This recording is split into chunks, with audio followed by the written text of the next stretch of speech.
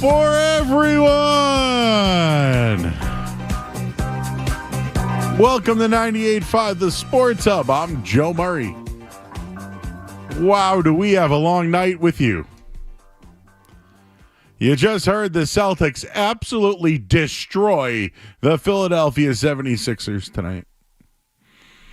They destroyed them. They made them look silly. Joel Embiid should just take off the rest of the year. Jason Tatum, a triple-double. Peyton Pritchard, threes all night long. Jaylen Brown, 20 points. Luke Cornett was dominating. Domination. 20-point win, but that didn't do it justice. They destroyed them. I think they wanted to see the rest of this USA-Canada game. How about that? You know, Jason Tatum, friends with Matthew Tkachuk, for those who didn't know that. I think he was like, hey, guys, how about this? I'm going to get a triple-double tonight. Peyton, you're going to score 28. Jaylen, you're going to get 20. And Luke, you're going to be our defensive star of the night. How about that? And then we're going to be done by 9:20, and then we can shower, and we can watch the rest of the game. What do you think, Skaz? I'll be able to watch the whole third period, Joe. No, but I might think catch some of the second too. That's the plan, right? I mean, who knows? Maybe if their flight's ready to go, they can get home by the third period. This is like when Doc purposely got kicked out of that game so he could watch the Tiger play Sunday at the Masters. Love that story, by the way. But yes, guys, I don't know. You're a Green Teamer podcast. This isn't green teaming. That was a domination. Yeah, start to finish domination. That they looked exactly how they did before the break, which is always what you're a little worried about, how the teams come out of the break. And Sean mentioned it a couple times on the broadcast that, you know, that 40-20 club is legit. If you're a championship level team, you win 40 games before you lose 20. And the Celtics now sit at 40-16. And, you know, it wasn't that, Joe, you're a guy who had some Drew Holiday concerns, you know, coming into the All-Star break. I thought he looked really good, looked healthy in that first half, and then you didn't see much of him in the second half, which is perfectly fine with me. Perfectly fine. I've heard, but again, you know, I'm not a reporter. So, again, you throw it out there, you see if it sticks. This one did not. Drew Holiday just fine, and that's perfect. Listen, people might think I'm just picking on Joel Embiid right now. Did you watch the game? Listen, this isn't because it's really easy. He's a target. Like, that guy's a target. He was a target on the court for the Celtics. They were targeting him. There you go, Skaz. He couldn't pick and roll. By the way, there was a play in the game. Listen, I'm watching hockey. And we'll get into that in a minute. As I imagine most of our audience is right now. Yes. This is the watch-along. But just humor me for a minute. There's a commercial. There was a play tonight where Joel Embiid had the ball in the paint, was double-teamed, and he tried to cut back towards the baseline instead of back inside, and he flopped. He was going for the call. He flopped. But the way that he flopped, I think he could have hurt Kristaps Porzingis tonight. And he's a flopper. I'm a dipper, right? Like, he flops. That's what he does. He flops and he misses games. And then he doesn't defend. And then he doesn't spend time in the paint. And then he doesn't pass the ball. Joel Embiid is a great talent. He's also a huge disappointment. And tonight, no defense, no dedication, no communication. He got exposed. And at some point, I don't know the NBA loves to hang on to their stars, right? At some point, they might have to go full Tyrese Maxey. And I don't know I don't think he's a guy. I don't think he's a one, Skaz. I don't even think he's a 1A, to be honest with you. But seeing Joel Embiid tonight out there for 27 minutes, do you know how many shots he took tonight?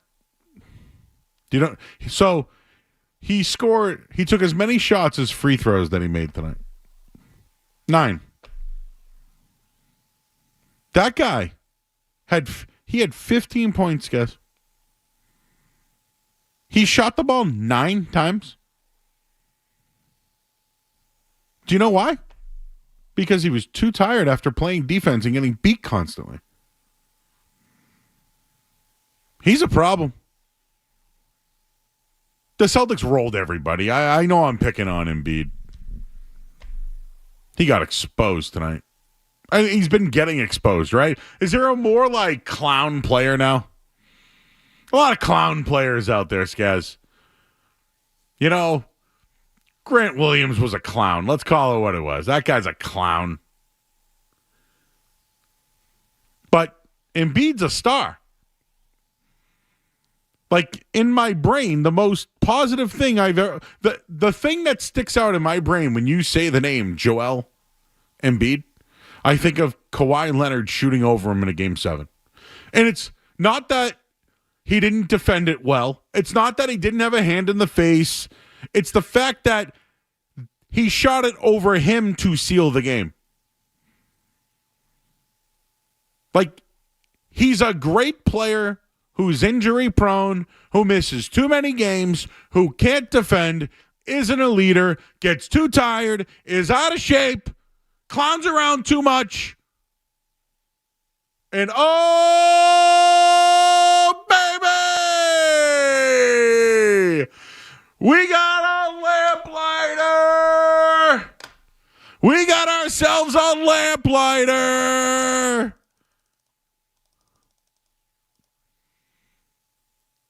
Team USA has just scored a goal. And I can feel it shaking all the way from the Garden.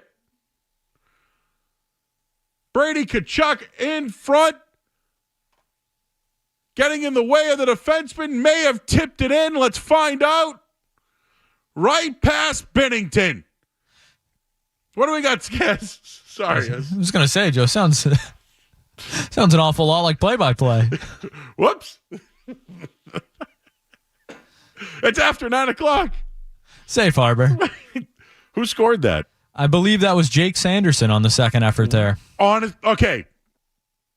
Joel Embiid, you looked like you were on skates all night, bro. Let's table that for a minute, all right? You want to get on Embiid, I'm down. You want to get on Paul George, who hasn't scored more than 20 points in a month, but posts photos with his girlfriend at the beach? Go ahead. We just got ourselves a goal. USA, Canada at the 12-minute mark. USA now goes up 2-1. Sluggish little start for Team USA.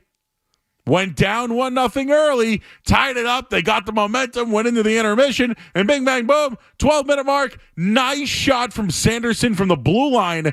And again, I mentioned Brady Tkachuk was, showing interference in front of Binnington, but he was more in front of the defenseman. And just a little slap shot right between, I would say, off of Tkachuk's left pad. It didn't hit him. It actually was a straight shot by Sanderson. Beautiful goal. Place is bumping. I could feel it. I'm in Waltham, Mass. I may have just felt it over at TD Garden.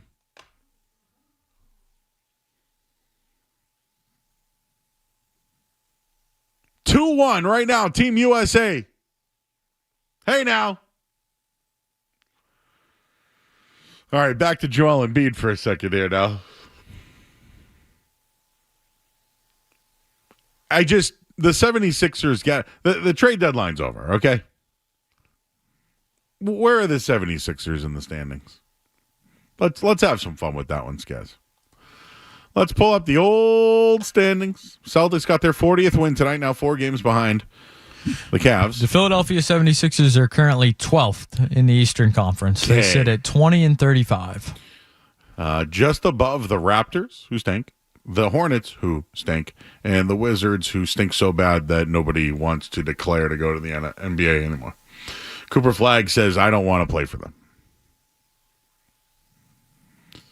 So they're battling for a play-in tournament spot. They're awful.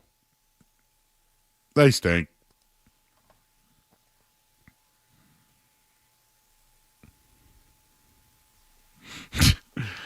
We are on our chat tonight for those that want to hang out and watch along. You go to youtube.com/985 the sports up. I use my remote and I just say YouTube 985 the sports up and then it just pops right up. And it's cool. I see people in there right now. JP's in there. Prince Humperdinck. See a bunch of our listeners, our regulars. Thank you so much for hanging out with us tonight. So we got the Team USA game on. We just had the Celtics win tonight, 124-104. I can give you 4 takeaways if you want, but one takeaway off the bat before I even get into it is Jason Tatum tonight, who should have been All-Star Game MVP. Should have been. But because the game was in San Francisco and the Warriors and all that, Steph Curry got it.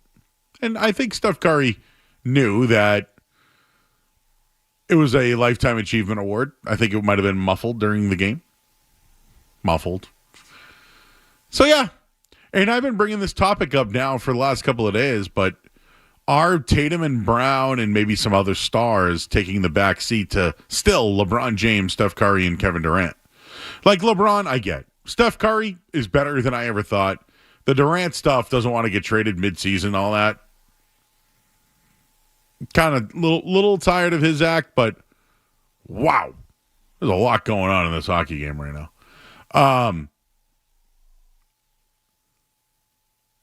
But they're taking a back seat to these superstars. When's the torch going to get passed? And yeah, listen, it's been a tough week. It's been really tough. I got to tell you. It's not that we don't have content. We have had the best. I've had the most fun this week, guys. Like laughing and just organically, like things just. The Montoya stuff last night was electric. The Nugget talk and people live drive through. Like, this is the only stuff you can get here at night on 98.5 The Sports Hub. Can't get that. Ooh. Like you can't get this stuff anywhere, everybody. You can't get it. But this face of the NBA thing. Guys, you brought this up to me earlier. Who would you say is the face of Major League Baseball? Joe, I would have to say that would be the best player on the planet, Shohei Ohtani. He's not part of Team USA or Team Canada, right? No, Shohei Ohtani, not American. Not American. Okay. Not American. Just wanted to fact check that one. What other sport should we look at? Say that the face of the NHL right now might be Connor McDavid. Yeah, what he's not on Team USA, is he? Also, not American. Not American. Not American, Joe. Okay. So, I believe the topic was that a non-American can't be the face or can be the face of the NBA. Yes, there was a discussion that Wemby and Jokic and those guys could not be the face of the NBA because they are also, just like Shohei Ohtani and Connor McDavid, not American. I would say that Shohei Ohtani is done, just fine being the face of Major League Baseball. I would also say that Jokic probably isn't the face of the NBA, but I would certainly say that Wemby is on the fast track. And I know we got some tough Wemby news today. Glad they found that, and it seems like it's going to be worked out because that is something that can get worse if they don't find it. Oh, Wemby. Sad. It is. It's bad for the NBA, too. Yeah, it's really bad. The Spurs they were the game after the Celtics on national TV tonight. I bet you people aren't tuning into that one now with Wemby out. I bet you that Stephon Castle, though, he's getting pumped, right? Hey, don't watch USA Canada. Stay tuned and watch Wemby. Right? It's like Chris Paul. This is where I'm going with it, guys. The Chris Pauls, the LeBron James, the Kevin Durant. Hey, at least Steph Curry has Thriller in him. Still has it. When is the torch going to get passed? When does it happen? When do they give it to Jason Tatum? I think if you ask the guys in the league, Kevin Durant, LeBron James, they would say it's been passed. They would say Jason Tatum is. LeBron has been, praising Tatum since his rookie year. Durant, same thing. So I think that's more of a media thing and, right. an NBA advertising thing. Do we need Durant to get the Statue of Liberty torch? And just hand it to him and one be night? Like, here you go, sir. Or crown him. Because if they want to crown him, they can do it. And listen, he's not vocal, right? I think he's vocal enough. He's a triple-double tonight. This was the softest triple-double I've ever seen. If you're the best player on the best team in your sport, maybe you're not the face of the league, but you're certainly in the conversation. I don't even think he wants it. This is Joe problem. This is me. He doesn't want it. He wants to play basketball and win games and get better and raise his kid and be a good teammate and be a good Celtic. That's what he wants to do. He doesn't want the torch.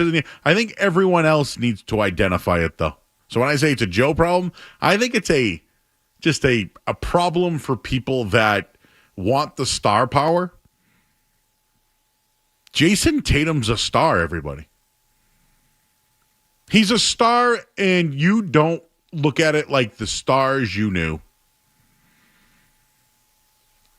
He played 1 year at Duke, went to the NBA, showed success right away, rose up the ranks, struggled, also had another player drafted a year ahead of him with the same type of expectations. One finally caught up to Tatum. They won a championship. They got over the hump. And when it came to voting, Jaylen Brown probably did deserve the MVP. He probably did. Finally played to the level that Tatum's been playing at consistently.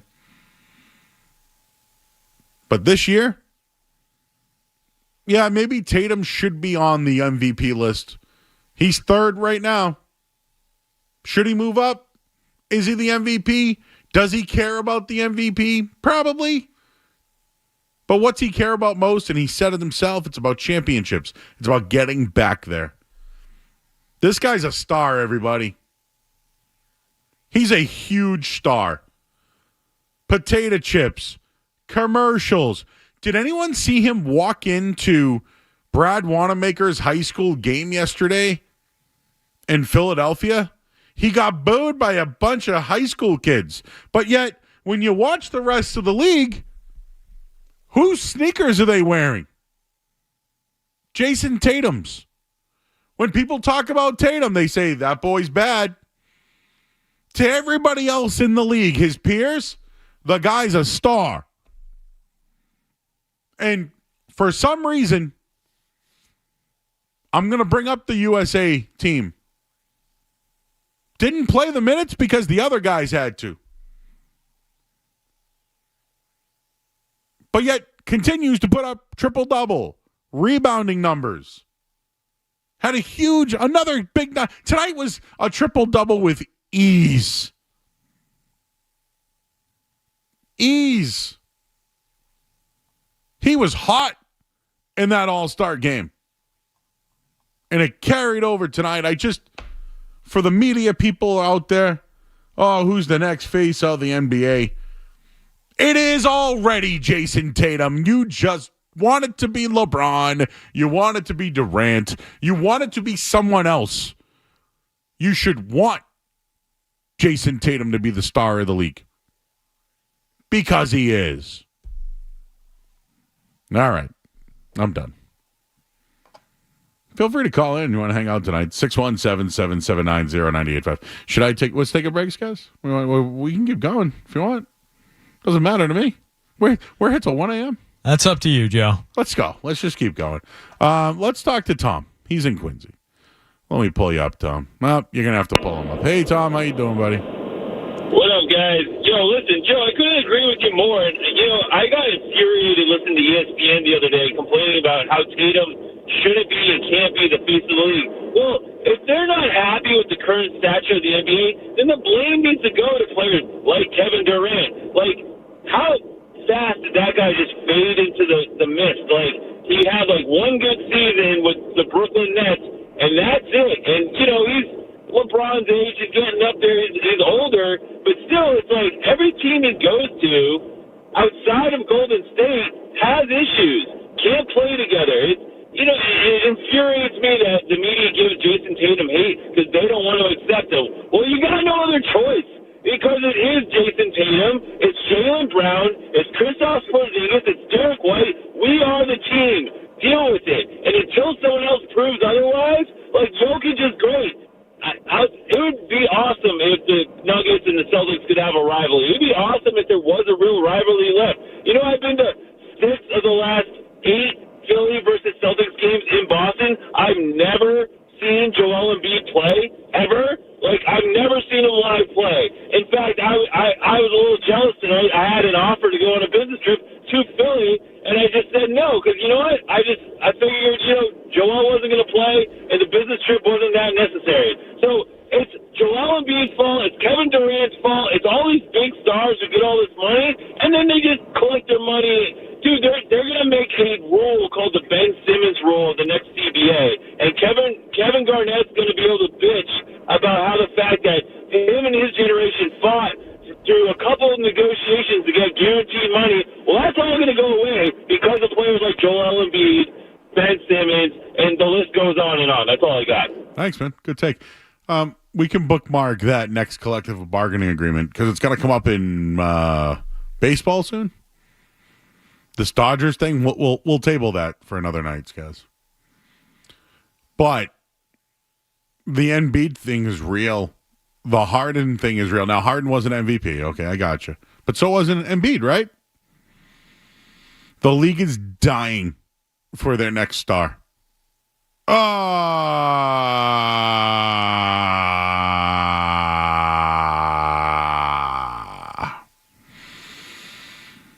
Canada with a goal at the 6-minute mark of the second period. Game is tied 2-2. Turnover, one-on-one, splits the middle. Nice goal. Wow. Stu Bennett. Beautiful goal. Turn the puck over. Blue line, right? Those are some of the issues that Team USA has. Hellebuck's been outstanding. That was a great shot from the outside. Great shot.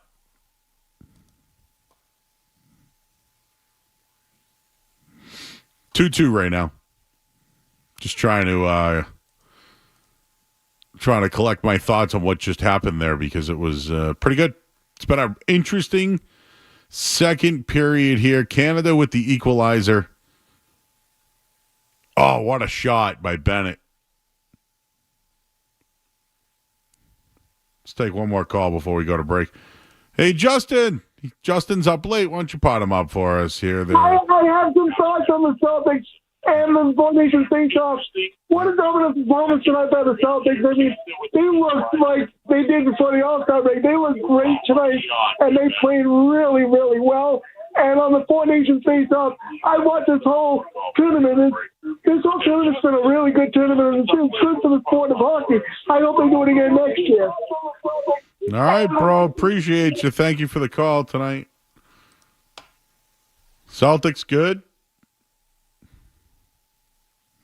Can I just give you a Missoula quote quickly? I know we're everywhere, so watch along tonight. We're all hanging out. Joe Missoula on whether he senses the Celtics are starting to get to where they need to go. I love this guy. If you look at the first 56 games, I thought the process of what we were doing is pretty good. I think every season brings on different challenges. It's just a matter of staying the course, staying process-oriented, having an understanding of what we're trying to do here. What are you trying to do, Joe? You shot 44% tonight. How many threes were there? 54 tonight, guys. That's a lot. Not 60. I don't know. Not 60. It was 54 tonight, 44% from the field. All right. Let's get situated. Let's readjust. Let's replay. I'll give you some Celtics thoughts. And Team USA, Canada, tied at 2. 6 minutes ago. Why don't we break now? And we're here all night. You want to call in? You want to join us also on YouTube? We are here to hang out. He's Skaz. I'm Joe Murray. You're listening to 98.5 The Sports Hub. You're listening to Joe. You're listening to Joe.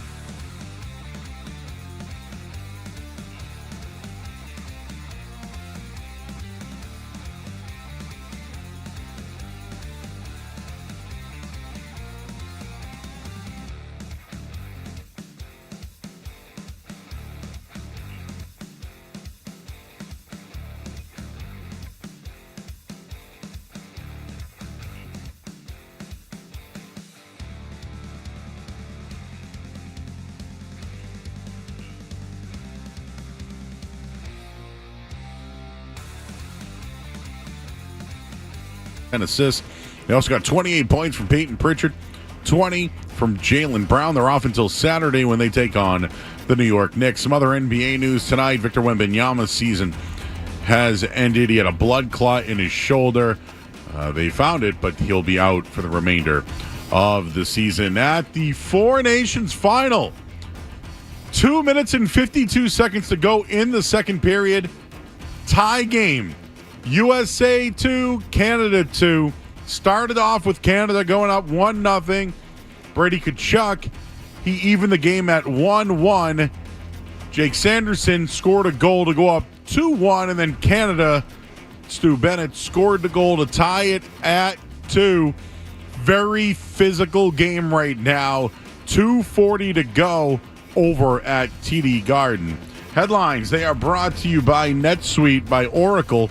Companies of all sizes have grown profitably with NetSuite by Oracle, the #1 cloud ERP. Streamline your accounting, financial management, inventory, and HR into one fluid platform. Learn more at netsuite.com/ hang on, netsuite.com/Celtics. I'm Joe Murray. We're here till 1 a.m. You want to talk sports? We want to talk sports. Squeeze the chicken and open the mouth. It's like we were meant for each other. This is why you need us. 98.5. This is what everyone's doing tonight.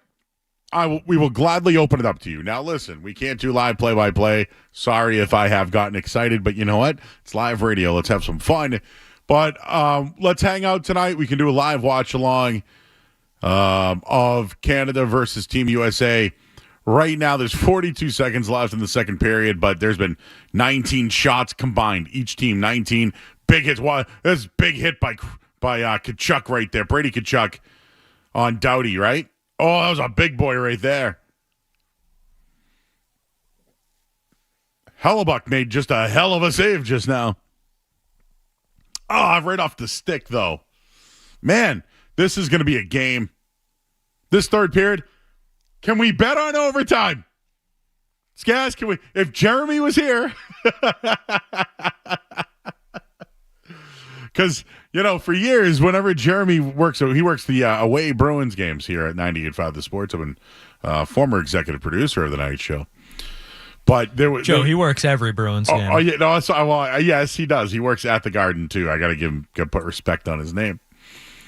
But whenever we're here and we see him and the game's a slug or it's a bad night, we always say, I always go, it's going to overtime, and I always get the Double Freedom Rockets. Always. So there's no better night for the Double Freedom Rockets than tonight is Team USA and Canada right now. Things are getting tight.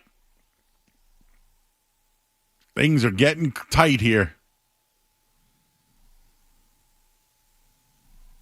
And, all right, period's over. Whew. Period's over, everybody. Ooh, a little Mitch. Oh, a little Marner and Tkachuk there at the end of the period. Yeah. Yeah.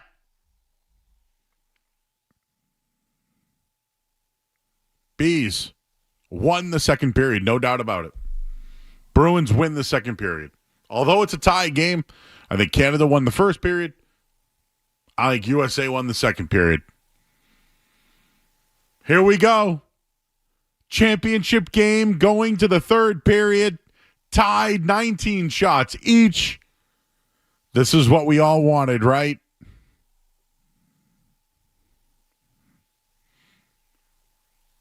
This is what we wanted tonight. 617-779-0988. Just so everybody knows, I'm not doing live play-by-play. The play happens, and then I watch the replay, and then I give you the... So just so you know. I used to work with Troop back in the day, and he'd always be like, you can't give the live play-by-play, Joe. And I'd be like, well, dude, I react. That's what we do. Live reactions are the best part of radio. Right? They're clips saved for years.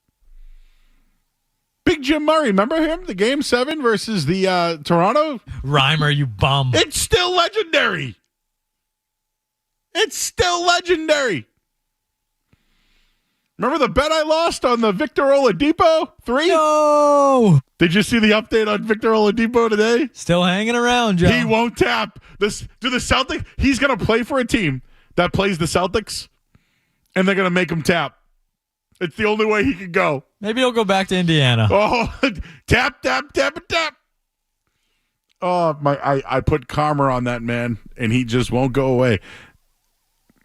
He won't go away. I have an autographed card of Victor Oladipo, too, and it's so funny. It's like he's following me now. He knows that I put karma on him. All right, well, we're in the period. I see some guys hanging out in our chat. Carrie Ann. I have not seen Shorzy. Reimer, you bum. I want to swear so bad. That's how Jim Murray got his job. No, he's a talented man. What else do we have here? Oh, Joe Johnson came back? There's a lot of Joe Johnson and Chauncey Billups talk in the chat for some reason. Both were traded before their times here in Boston. There were a lot of guys. Joe Thornton was another one. Jeff Bagwell? Well, so he was a minor leaguer, but yes, he was a up-and-coming third baseman. He was a little more prospect-y.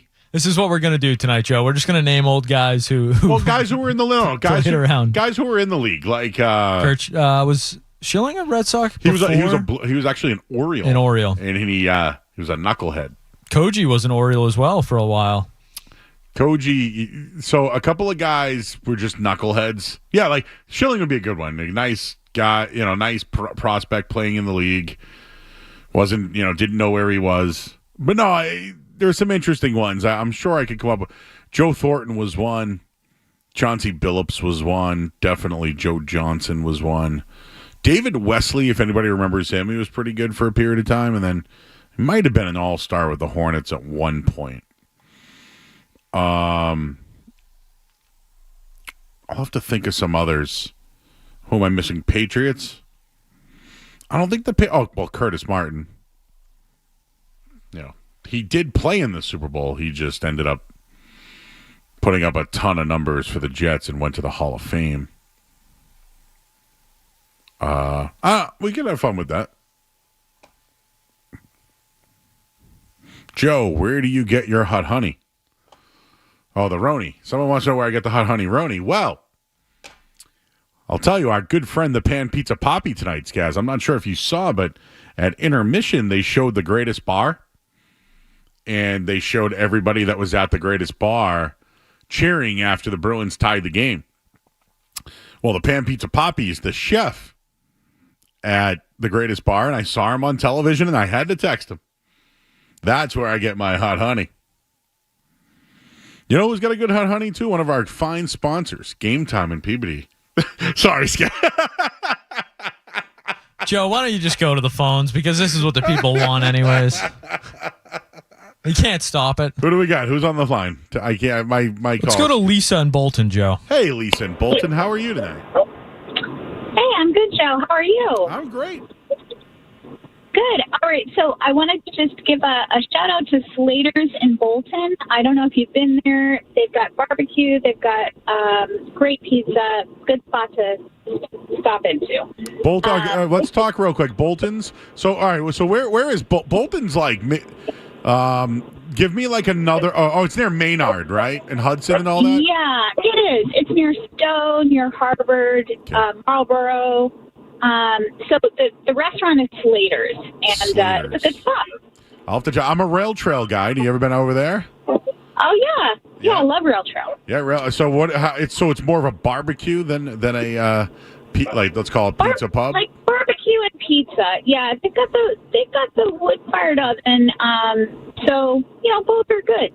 So that's the part of the area where not a lot of people get out to. Ooh, they got a nice little barbecue sampler, huh? 3 baby back ribs, jumbo wings, sliders, pulled pork. Yeah. Oh yeah, brisket. Yeah, it's good stuff. What are your favorite sides, by the way? If you were going to get sides.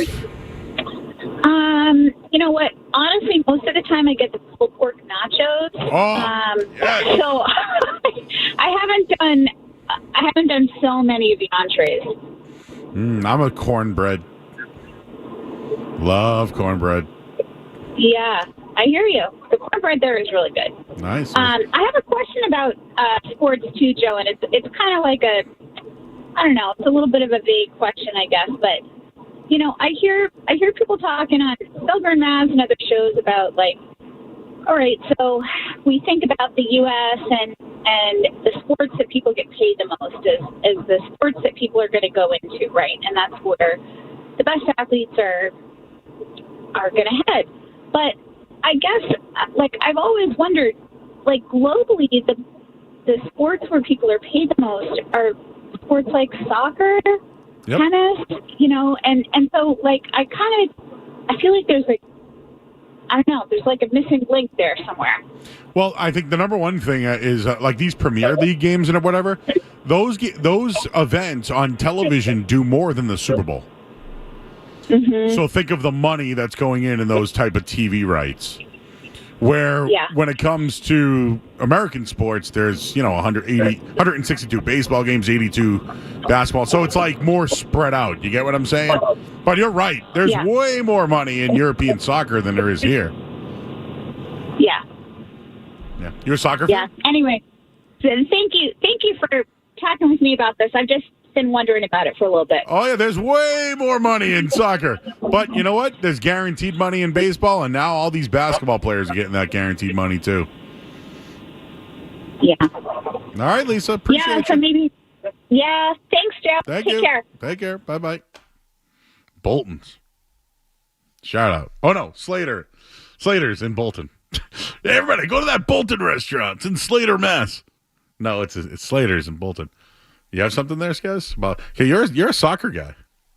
You were watching the games today, right? Yeah. Well, yesterday, Mbappe, Real Madrid. Mbappe. Kylian Mbappe. Yeah, they ran over Man City. Things aren't going so well for Pep right now. But yeah, I think it's an interesting point. I think it's more about the youth programs, though, than anything else. Like, AAU has become this giant in America, where AAU basketball is a factory. It's a real business now. It's not like, just kids going out to play park and rec or for their local team, or, we're a couple CYO guys, Joe, and the AAU has become this, multi-million dollar industry in the United States. And I think that plays a huge part of it. And yeah, if you want to talk about being the highest paid athletes, like a guy like Floyd Mayweather, Manny Pacquiao, like those guys, your Federers, your Nadals, Tiger for a little while there was, a billionaire. So yeah, I think it's an interesting conversation. I'll take anything, Joe, because we're here till 1 a.m. tonight. So that's fine with me. But yeah, I think it's more about the youth and getting started into these sports. These teams overseas for soccer teams have academies where these guys are going in at literally 5, 6, 7 years old. There's nothing like that in the United States. All right, so as far as salary and winnings, Cristiano Ronaldo is the top, $260 million. He gets $45 million in endorsements. Yeah, some guys make around $500 a week, $500,000 a week, like Messi and Ronaldo and stuff. Tyson Fury, $147 million. Yeah. I'm going to butcher this one, but Alexander Usyk? Yeah, Isak, is that the guy you're trying to say? Yes. Newcastle? Yep. He's a good player. 120. Neymar, Kareem Benzema? Kareem Benzema, yep. Benzema. A lot of those guys went to the Saudi league. And then you know who pops up after that? Dak Prescott. They must look at Dak as like, he makes so much money. Tough day for Dak today, too, huh? No, Zach Martin retiring? That's not good news for Dak. That's not good. Can you believe that list? So after him, it's John Rahm. Yeah, a Live guy. Got the bag from Live, who heard today there was a meeting, and the Live guys could be back on the PGA Tour sooner rather than later. Might be playing in the Players. That's what I heard. And then Goff, Love, Mbappe is ahead of them. But again, that's not guaranteed money, right? Scotty Scheffler, $104 million. Verstappen. Max Verstappen, yeah. And then Canelo Alvarez is another one. Messi's 135. I thought it'd be more than that. Well, he also got a piece of Apple for his contract, so I think the stocks don't count as. I don't think they're factoring that in. The stocks don't. He got a piece of every MLS subscription too to Apple, so I think Messi's doing just fine. He scored in negative 13-degree weather the other night. He's doing all right. All right. Well, we're in the second intermission right now. Jake Sanderson with a goal, first by a U.S. defenseman this tournament. Something we talked about before the game. Flex. Blue line needed to make an impact. They haven't made an impact all championship long. All right, so we'll go to break right now, but you want my take? The stars always rise to the top. The cream always rises. You beat me to it, Joe. The cream rises to the top. That's a bad Macho Man. I'm out on them bringing the Macho Man voice back without the Macho Man. Out on that. Out. Sean Silver does a better job anyways. Ever tell you about the match-off that we did? Joe, I might have been here for that. No. It was during COVID. It's on YouTube, actually. I'll look it up right now. Macho off. But the dude from the bonfire, I hit him up. And I was like, hey, man, I met you when you came to our morning show one day. Do you want to hang out with me? Dan Soder is what I'm talking about. And Dan was like, yeah, man, I'm just like hanging out in my living room doing nothing. I was like, all right, well, let me get your email. And then I had him. I was basically the judge of a macho off between Dan Soder and Sean Silver. True story. It happened. It happened during COVID. So, like, did it really happen?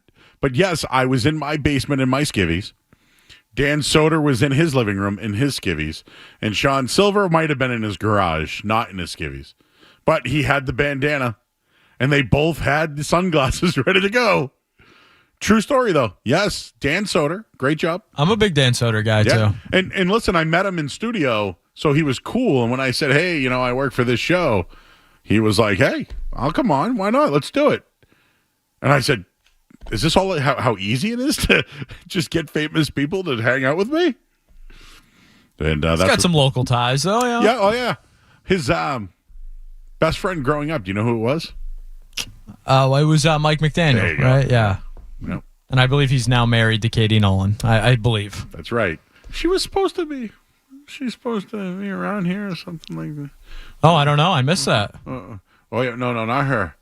Now I'm thinking of Charlotte Wilder. I think she was supposed to be on a show around. I think she joined our friends, Joe. I think she's down south now. I think she's working for the guys that used to call us and play Pitbull, I believe. I had a conversation with someone from Florida today about this. Not getting any of those calls anytime soon. I said, hey, do you know this guy? And he goes, nope. And I said, do you know who this guy? And he goes, yeah. I go, yeah, we used to get pranked. I'm like, people in Florida know who we are. Bird texted me. Guess who he saw tonight at the Garden? Michael Ruzioni. Nope. Not Hall of Famer, NHL, played for the Bruins. Was in a movie. And might be part of management of the Bruins. Seabass. That's what I wrote to him. Bird sent me a photo tonight of him and Cam Neely. And I said, you literally went right up to him, huh? And he goes, yep, right up to him. Oh, of course. It's Bird. And I go, you dropped a kick-his-ass Seabass, didn't you? And he goes, why wouldn't I? And I go, I love you. Like, that's why it's good to be with Bird, though. Like, whenever you go out with Bird, no shame. And what I mean by that is... no fear. I'm humble. Like, I'm a humble guy. I'm like, hey, man, how you doing? Like, I just hang out. Bird will go right up to him. Like, do you mind if I do a video? Mind if I use this for the radio? Anyways. All right, well, let's go to break. Game's still in the intermission here. We're here till 1 a.m. tonight, everybody. I got my Celsius ready to go tonight. We'll take a quick break. Skaz is here as well. 98.5 The Sports Hub. More Joe Murray coming up on the Sports Hub.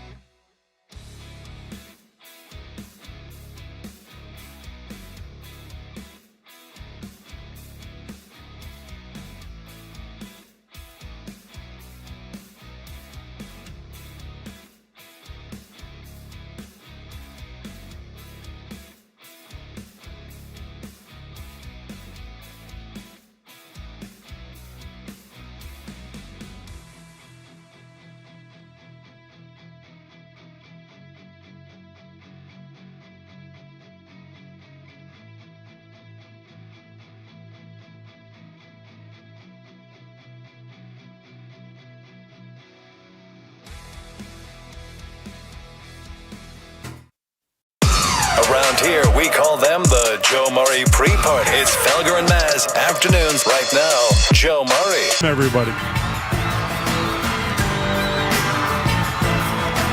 Joe says, going till 1 a.m. Skaz has to hang around as we watch Team USA and Canada.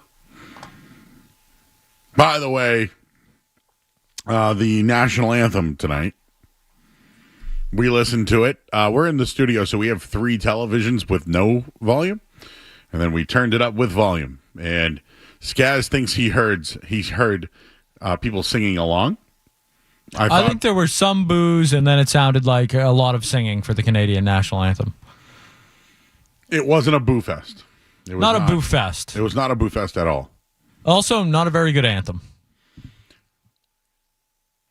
Not good. I actually saw something tonight. Maybe you posted it, Skaz, but the Canadian national anthem, the words weren't the same. Yes, apparently the singer decided to change up the words during the anthem. So that's always some artistic liberties, I guess, Joe. I don't know exactly what you'd call it, but yeah, took some liberties, I guess, during the Canadian national anthem. So I'm sure that'll be a story tomorrow that I hope we don't discuss. I know. I don't want to discuss that either. But Todd Angeli, the anthem singer of TD Garden, was not able to do the national anthem. It was the Boston Pops instead. Some people were upset about it. I would have liked to see Todd. I've heard from, I can text Todd if you'd like me to. But the representation has told me, his representatives have told me that he's probably there though still. I would hope. Wouldn't you rather do a Game 7 in Boston anyways? Would you rather do a playoff? Now listen, I don't want to diminish what this is. We could be talking about this thing for years. I feel bad. I would have. That would bother. It's like when everybody goes to the Super Bowl, Skaz, but us. All right, let's take some calls. 617-779-0985. Well, we have one guy. His name's Colin. Let's go to him. Hi, Colin. Hey, what's going on, fellas? Just touching on a take from the other night you guys had with baseball kind of going down the hill. I disagree. I'm not big on the stats either with launch angle and all that, but I think with pitch clock, the game speeding up, you're getting more viewers. You're seeing, more launch angle the ball's going out of the yard, which is going to attract viewers. Hey, Colin, so I think at the end of the day, it's a positive change. I just want to say this real quick. So I agree with you that I do think watching the product is better. And I do think that it's going in the right direction. Where I was talking about the launch angle and everything, it's when I actually like you played baseball growing up, right?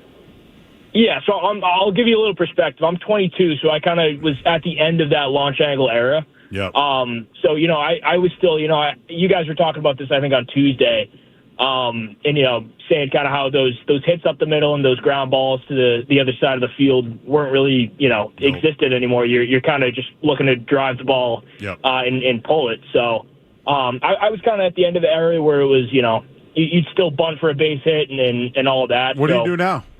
What do they teach now? What's that? What do they teach now? It's kind of the same deal. I mean, I played kind of through college, and it hasn't really changed from my perspective. I understand, kind of where you guys are saying where, all the youth players now are more looking at that launch angle and that exit velocity and all that, which I don't like because it's going to create more strikeouts, right? And the goal is, bat-to-ball contact. But I think, from where I played at least, it's still kind of line drive baseball. So that's my take on it. I think it's good for the game, and I think that the changes are a better product to watch. All right, Colin. Appreciate you, buddy. Thank you. Yeah. I am 42, and they used to teach us to drive the nub and get the fat of the barrel of the bat on. And at times you could do you would do these wall drills where you would try to keep your hands inside so you could take the ball the other way. Now, no. There was this launch angle. Watching these kids, and when I say by kids, it's next level. I'm talking into college. Everything is just a laser. The uppercut swing nowadays over. So that's what I meant by trying to understand the game. It's a little bit different for me playing wise. But as far as a viewer and watching it, I think it goes pretty quick. I think the playoffs are very good, actually. This game is ramped up big time. Couple of opportunities by Team USA and Canada. Binnington made a really nice save. Hellebuck has made also a nice save. Big hit in the corner. So the way to tell you right now, the way they have their hard camera right now, Team USA is on the left, and Binnington and Canada, their goal is on the right. So the way that I'm watching the game right now, over at TD Garden, but there has been a lot of back and forth. This thing is now ramping up a little bit. 12:41 to go, tied at 2.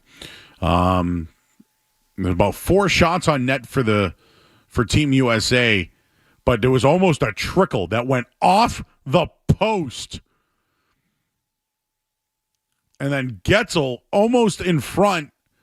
Nice defensive play. And then Binnington made a hell of a stop on Jack Eichel. I mean, that would have been a nice little pull cue poke by Eichel if he could have snuck that one by Binnington. So right now, when I said the cream rises to the top, Binnington is balling right now. He is, I don't want to say he's standing on his head, but he's making all the saves. Hellebuck, that was I want to call it a knuckle puck, essentially, off a defender that hit the post. But there was a lot of room over there. And now the hits are starting to get a little bit bigger here. It's going to be a hell of a third period. Let's talk to Sam. He's in Braintree. What's going on, Sam? You're on the Sports Hub. Hey, Joe. How you doing? Just wanted to check in on how you feel overall consensus of the game. I feel like USA is gaining the momentum back. I feel like we're riding them in the neutral zone. I feel like we're riding them in their defensive zone. But I feel like Hellebuck's he's kind of bouncing on it when they come in. I'm sorry, I missed it. I didn't trust that call, Joe. Oh, okay. I didn't hear it. I don't know. Does Team USA have the momentum? They did going into the period, I thought they won the period. Halfway through, I think they have more shots on net right now, Skaz, in the third period. The hitting has gotten more intense on Team USA side. I think Canada's shot was a little bit more of a high-risk play than the Eichel was a nice play by Binnington. I got to admit that one. I don't know. 12 minutes to go. I feel like it's even. And it can go either way right now. But this, I'm already predicting overtime. I wish we should have bet it. Is there a live over? Let's look for a live overtime. Is there? Who will Jeremy Conley text first when it goes to overtime? You. He'll text you, and then you'll show me what he wrote. And then I'll guess that the meme is either of some sort of vomit or South Park. No, it'll be him laughing at us. Or him laughing. Yes. Okay, yeah, I will take that as well. I was talking about this earlier, but Canada's won the last 3 out of 4 championship series that they've had. I got a feeling Sidney Crosby's going to make an appearance in this game.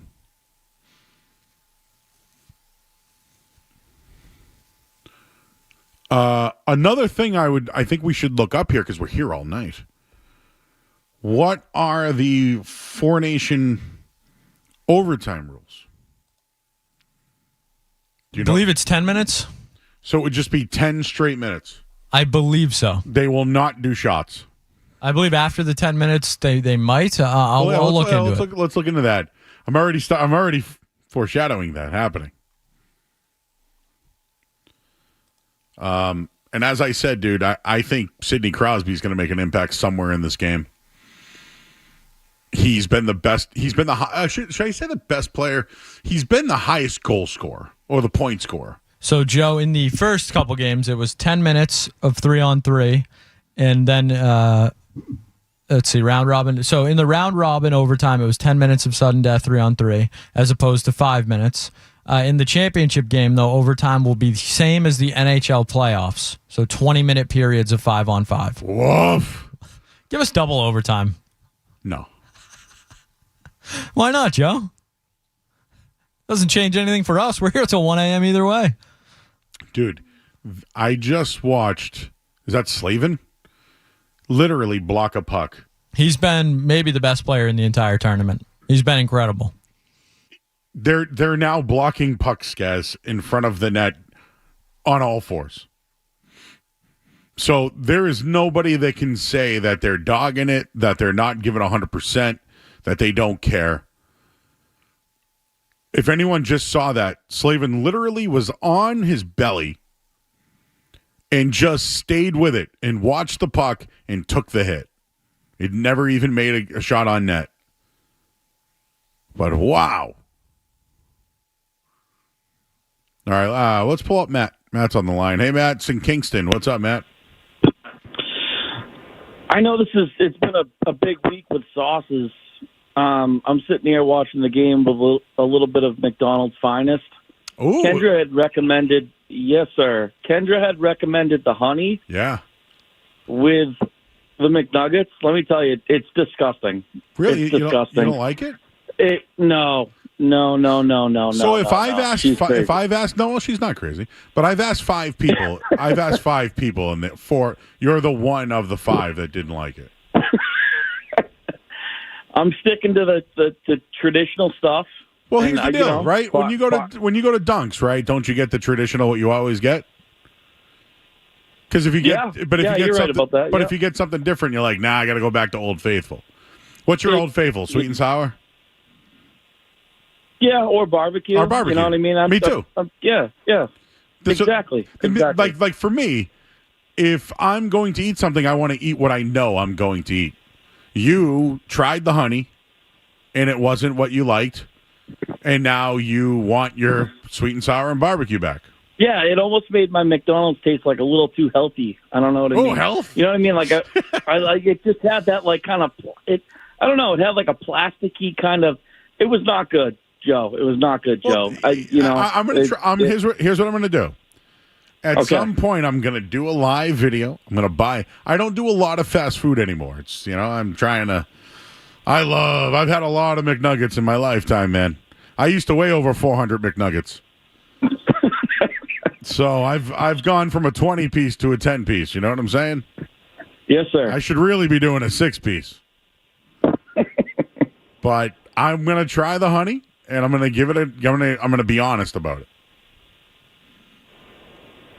Yeah, no shade towards Kendra. Hey, no. You know what I mean? What'd you get? I just disagree. What else did you get? It was a big hit. It was like when I order McDonald's, right? I get nuggets and a burger and like maybe like an apple pie. Quarter pounder. I just do a quarter pounder with quarter pounder. What kind of drink? What kind of drink did you get?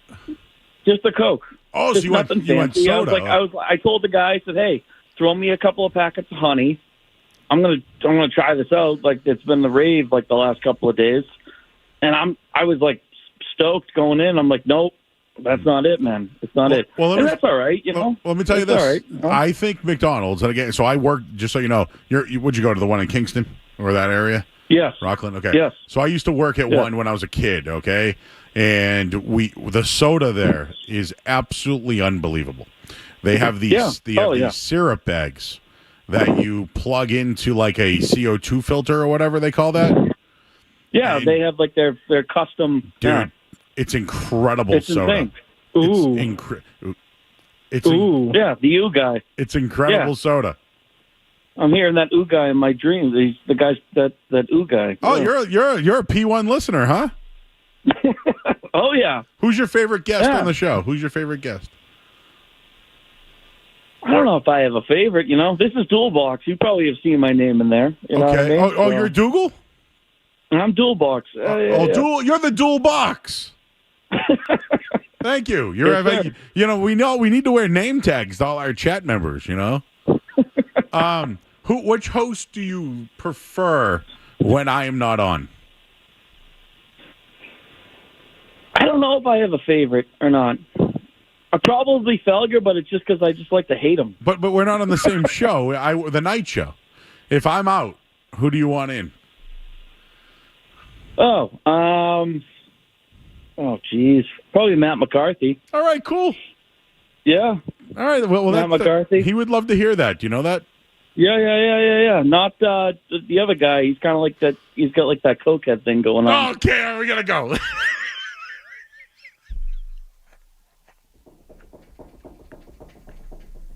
Well, Joe, good news for that caller. Tomorrow night. Hey, real quick. The what? The cokehead guy? We were talking Coca-Cola. Guys, should we take? I don't want to get. We should go to the headlines. No speculation for me on that one, Joe. We don't have we don't have any of those people here at the station. Dualbox, please tell us in the chat. I would like to know. We probably should go to the headlines, right? Yes, Joe. All right, let's go to the headlines, guys, here on the Sports Hub. Sports Hub headlines, presented by Celsius Energy Drinks. Love our callers and our chatters. Celtics won tonight. It was 124-104, a triple-double by Jason Tatum and 28 points for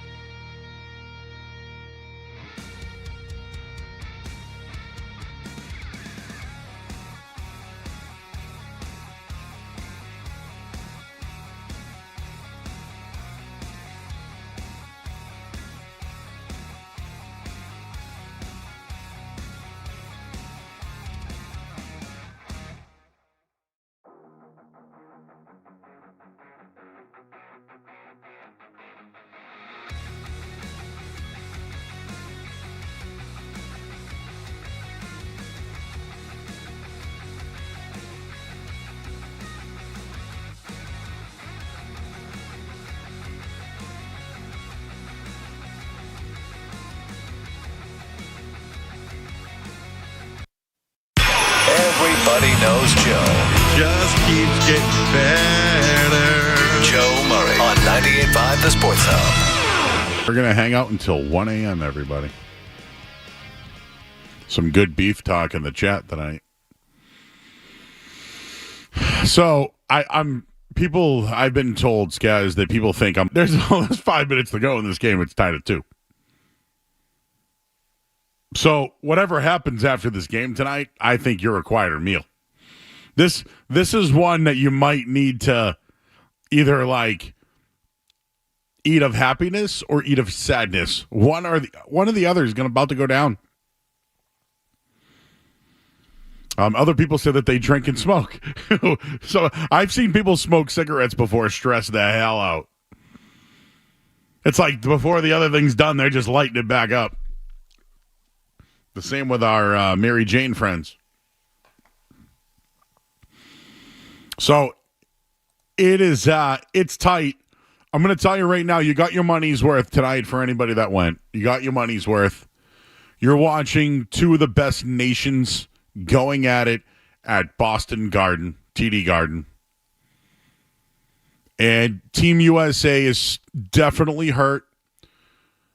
Just to give you a little bit of a peek for those that didn't see it on the television, Charlie McAvoy was in the locker room tonight giving the lineup, wearing a sling on his shoulder or on his arm. He was just announced and shown in the booth right about the 8-minute mark, I'd say, of the third period, and the place went absolutely nuts. We can't play any audio until the game is over, so if we can play it, we will. There's 4:29 to go in the Four Nations final. This was something I think a lot of people were talking about. I think hockey fans were really interested in it. I think locally here, because of the lack of buzz for the Bruins, you were like, oh, great, Marchand's playing, and, McAvoy, great. But this is the closest thing to playoff hockey we've had. Jordan Binnington tonight, 24 saves, 2 goals against. Hellebuck, 20 goals, 2 goals against.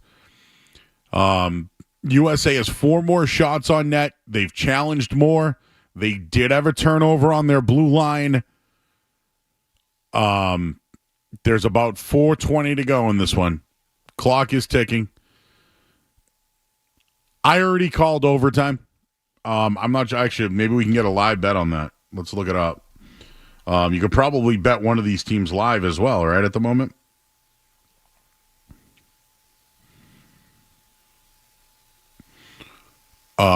But these teams are hitting, and I wanted to bring this up. I know Skaz threw this in our Slack a little while ago, but Matthew Tkachuk has only played 6 minutes and 47 seconds tonight.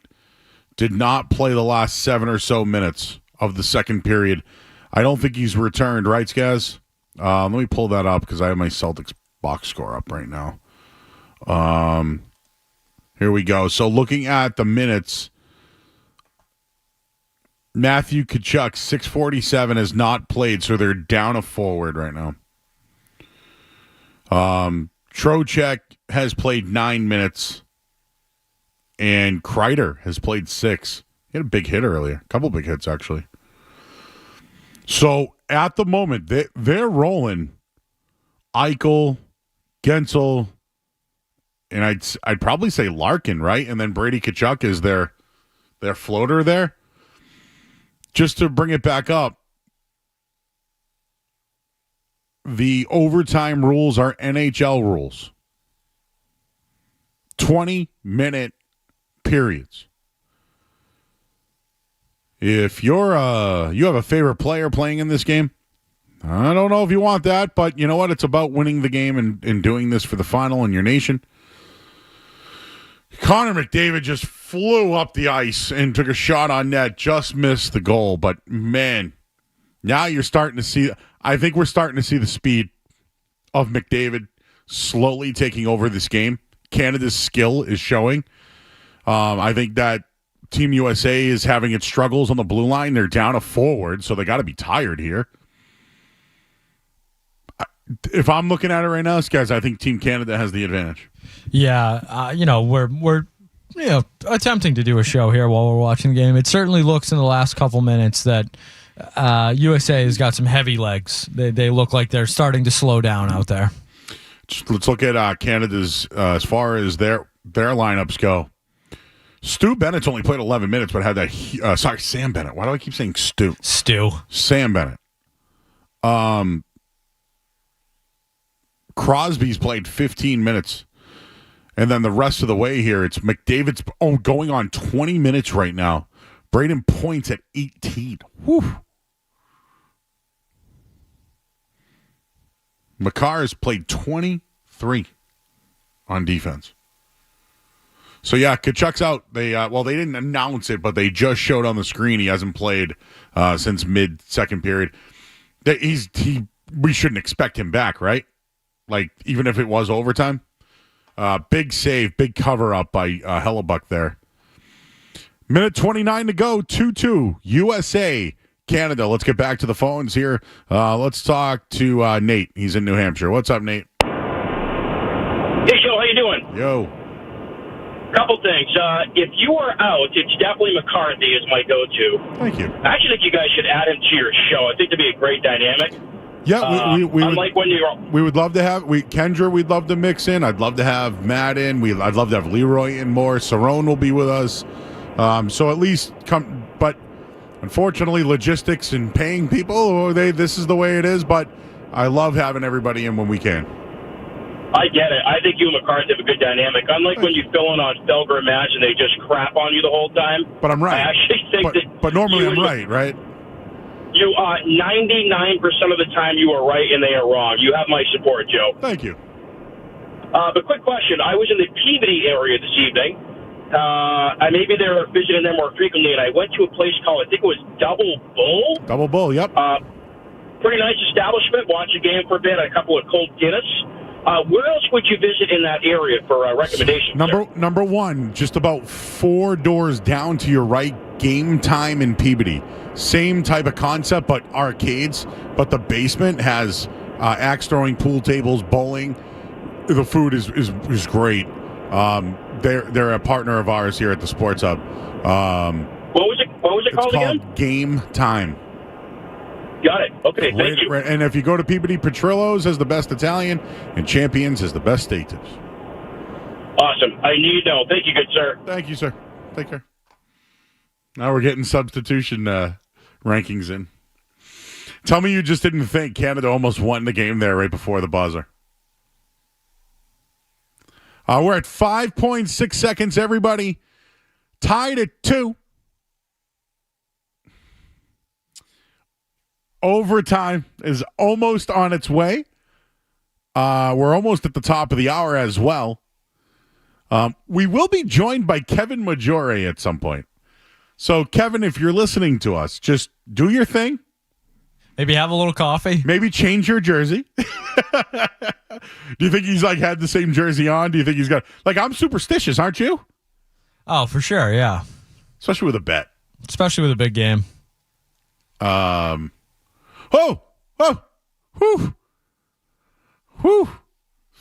Big face-off win there. All right, overtime, which I would love to call Joe-vertime. We're going Joe-vertime tonight here on the Sports Hub until 1 a.m.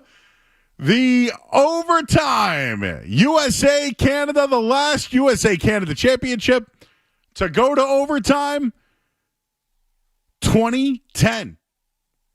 Something that happens every 15 years, Skaz. And we're going to overtime. We'll have more for you guys. Let's get an update here. We'll no update. All right, forget it. We have another break, Joe. Oh, we got to go to break. I'm Joe Murray here on the Sports Hub. You're listening to Joe Murray.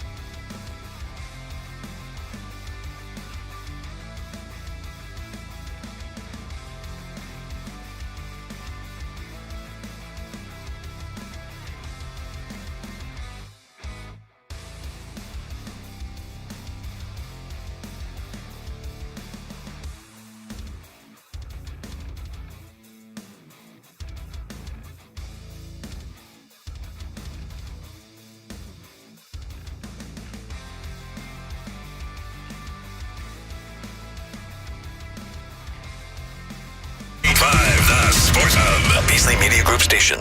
Essential Sports Hub headline presented by Celsius Energy Drinks. Team USA and Canada tied at 2 heading into overtime. It's Stanley Cup playoff overtime rules, 5-on-5 until a goal is scored. We'll be with you guys until 1 a.m. tonight in the Celtics. Well, they got a 124-104 win tonight over the 76ers, a triple-double by Jason Tatum. Jaylen Brown had 20 points, and Peyton Pritchard 28 for the Green. Headlines, well, they're not brought to you by anybody as we're here until 1 a.m. tonight. I'm Joe Murray. To us, Boston pride runs deep. I'm a Bostonian! This is Boston's home for sports. Bow, bow, bow! 98.5, the Sports Hub.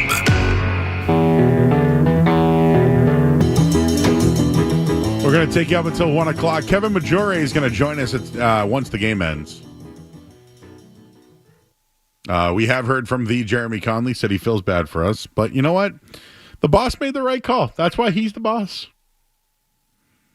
That's why he's the boss. Shout out to Rick. Calling up, said, hey, go till 1. Made a good call. Here we are. But now we got something here, Skaz. Like now this is why I like doing nights. I like to give instant reaction to whatever happens, whether we've been on our last year was a championship run for the Boston Celtics. We've gone on game 7s, gone to game 7s for the Bruins plenty of times. Stayed on till 6 a.m. after. Well, I mean, didn't even stay. We were on all night into when the Celtics won the title. It's funny. I did. So my first year that I did a night all-nighter was 2013 Red Sox. I went on until 6 a.m. That night. I'm trying to think. 13, 15, 16, 17, 18 was the Red Sox. I think I went all night that night. Might have been McCarthy, actually, that night. I think it was. And then when the Patriots lost the Super Bowl, it wasn't me, but the next year it was. So I've done Red Sox, Celtics, Bruins, Patriots. Wow. See those Revs odds today, plus 8,000? Now Team USA, Joe. Add them to the list. And now Team USA. Weird. Yeah, Revs, I would have thought maybe a little higher. I thought they had for the Revs, I thought they had a pretty good offseason. They're not known to spend a ton of money, and they didn't spend a ton of money, but they made some moves to at least field a competent roster this year, a legit team. But yeah, still seems that the experts out there have them at the bottom of the league. I heard Caleb Porter, but it was during a takeaway on Zone Beetle. You know, they do today's takeaways. It was Caleb Porter talking about the new additions to the team, and he says everybody just wants to kick ass. And I just saw Zoe like, yeah, this is the best interview we ever done with you. I heard he parties at the bar near Hooch's house.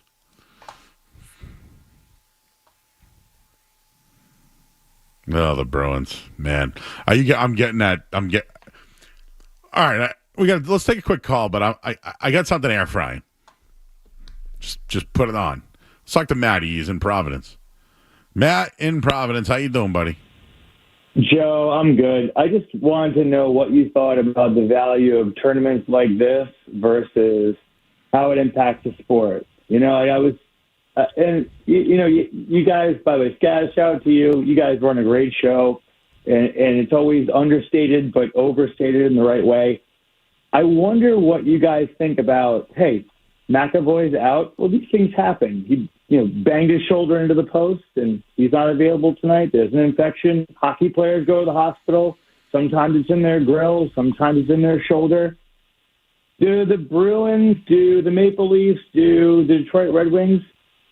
What's the fallout to the sport? How much of North American hockey benefits from this, and how much of it is a detraction overall? Like, I love the passion, but when someone like Marchand, who is a trading piece for our Bruins, at this point, how we look at the Bruins, is available in this tournament for another country, doesn't matter the country's value, do we put more value in this tournament, an Olympic or an exhibition, or do we worry about the sport overall? And I don't want to take too much time. Joe, thanks for taking my call. Skaz, thanks for taking my call. Thank you. I would say that this is so important for American hockey. This isn't about the NHL. This is about where you came from. This is about playing in juniors. This is about college. This is about how, there are Team USAs, like you guys have seen the Mighty Ducks, right? Well, the Mighty Ducks, what they did was they formed the best youth players in the world, and they come up through that and they play Team Canada. It happens at every level. College, they do the same thing. And I played basketball, so I had a bunch of friends who went to Catholic Memorial, which is a huge hockey school. But I had friends who played for Team USA that went to that high school and went on. And the Canada USA thing has been a rivalry outside of NHL for years. And that's why I think this is really important, taking the NHL out of it. I know a lot of guys are getting paid by NHL teams, but this means a lot for both Canada and USA. Yeah, but for me, the only thing I would push back on there is I think this is absolutely massive for the NHL. I think this is exactly what the NHL dreamed of. You're right. I think this is what they wanted. It is February 20th. And the NHL is the biggest story in sports right now. The hockey is the biggest thing going in the United States for sports right now. And that is solely because of this tournament. And if it was regular NHL All-Star Weekend, we might have unfortunately had to talk about NBA All-Star Weekend. That's how bad the NHL All-Star Weekend usually is. So I think this has been, the biggest winner from this tournament for me is not Canada or USA, whoever wins this game. The biggest winner is the NHL because of the eyeballs, the exposure. Everybody is in on this tournament. It's been a massive, massive win for the NHL. So I think from the NHL's perspective, and look, you never want to say they take a Charlie McAvoy injury for this kind of publicity. That's not, the right way to phrase it, but they would. For the NHL as a whole, for one or two guys to get injured in a tournament like this, that risk-reward factor there, that reward for the NHL far outweighs the risk of a couple of these guys getting banged up. The fact we're talking about hockey, to your point, is huge. Do you know who the most talked about guy on social media is right now? Brady Tkachuk. I was just about to say the big baby, Brady Tkachuk. Brady Tkachuk has been getting cheered all night long. Jonathan Papelbon just tweeted out something. Man, watching that guy play, man, he must be a Bruin. Oh, man, he ain't a Bruin. But you know what? Everybody that's there is rooting for him, right? I saw, I believe it was Joe Giza. Joe Giza from Channel 4. He had a great tweet that said, Boston cheering for Brady again. That's cool. But he's been the fan favorite, right? Not for nothing, but you want to go back to the 92 basketball Olympics. Charles Barkley was the favorite. And Michael Jordan and Magic Johnson and Larry Bird were on the team, But it was Barkley that was the fan favorite. This is huge for the NHL. So I probably shouldn't have dismissed that, how big this is for these players and the attention. I told you, for the last week, there have been people with their eyes on hockey that probably haven't seen it in years. There are people that have watched this tournament. The ratings have been through the roof. Through the roof. So this was great for the game of hockey and the NHL. I guess where I was really going with it was USA, Canada. We know about the history and years and this hockey, Canada's this hockey hotbed, right? The best players in the world come from Canada. They live, they grow, they breed. I mentioned this earlier, but there was a time where people thought USA was going to take that over, right? People, I go back to the 96 team. They beat Canada. It was a big deal. But remember, Team USA lost a couple of times, right? Where did they lose? Nagano one year? That was upsetting. They've overhauled the whole roster. A ton of college players that you could identify with who've been in the league. I mean, Hellebuck, he's one of the best goalies in the NHL, and he's on one of the top teams in the NHL. I mean, Matthew Tkachuk is a big-time polarizing figure in Florida. Huge. We see McAvoy every day, so we don't look at it like he's the star, but across the country, people rave about his play. And just watching tonight, Slavin defensively, Brady Tkachuk, like I said, he's been absolutely everywhere tonight. But this is huge for the game of hockey. Whoever wins this, again, if Canada wins, it's like, damn Canadians, right? If Team USA wins, it's, wow. Look at the team that Bill Guerin has built. Look at the way that game of hockey is growing in the United States. How it's growing worldwide. I mean, I'm not trying to go Brooks on you here, but, again, I go to a lot of my stuff is Mighty Ducks, but I remember the scene, right? They were down early, getting their butt kicked. I know it's a movie. They went up and the Bash Brothers took over and they were losing by 3-1. And they were like, where are you from? What's your name? And she's like, I'm Jenny the Glove from Maine. I just remember saying Maine. What was her name? Jenny? I can't remember now. I'm Gordon Bombay from Minnesota, Minneapolis. Like, it's a big deal. USA Canada is a big deal from low levels to the highest level, which we are watching right now. Third period underway. Hopefully I won't overreact. Overtime. We are in overtime. Why did I say third period? Overtime is underway. Stress eating time.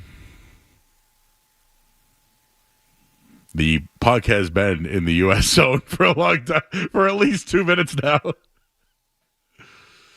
Canada has them where they want them, Skaz. They have them where they want them. USA is now the underdog. They're playing under man. No Matthew Tkachuk. He's been out since mid-second period. There was a big play by, what was that, 13 on Canada. Big save by Binnington, too, and they missed the follow-up there. That could have been the game winner. And then Hellebuck made a really nice, they tried to go 5-hole on him, but made a really, so there's been 2 shots on net in overtime that have been at least pretty good chances for each team. All right, let's take a break. Let's feel free to hang out with us. We're on chat. Feel free to call in. This thing's going to be a great finish. We'll take a quick break here on the Sports Hub. More Joe Murray coming up on the Sports Hub.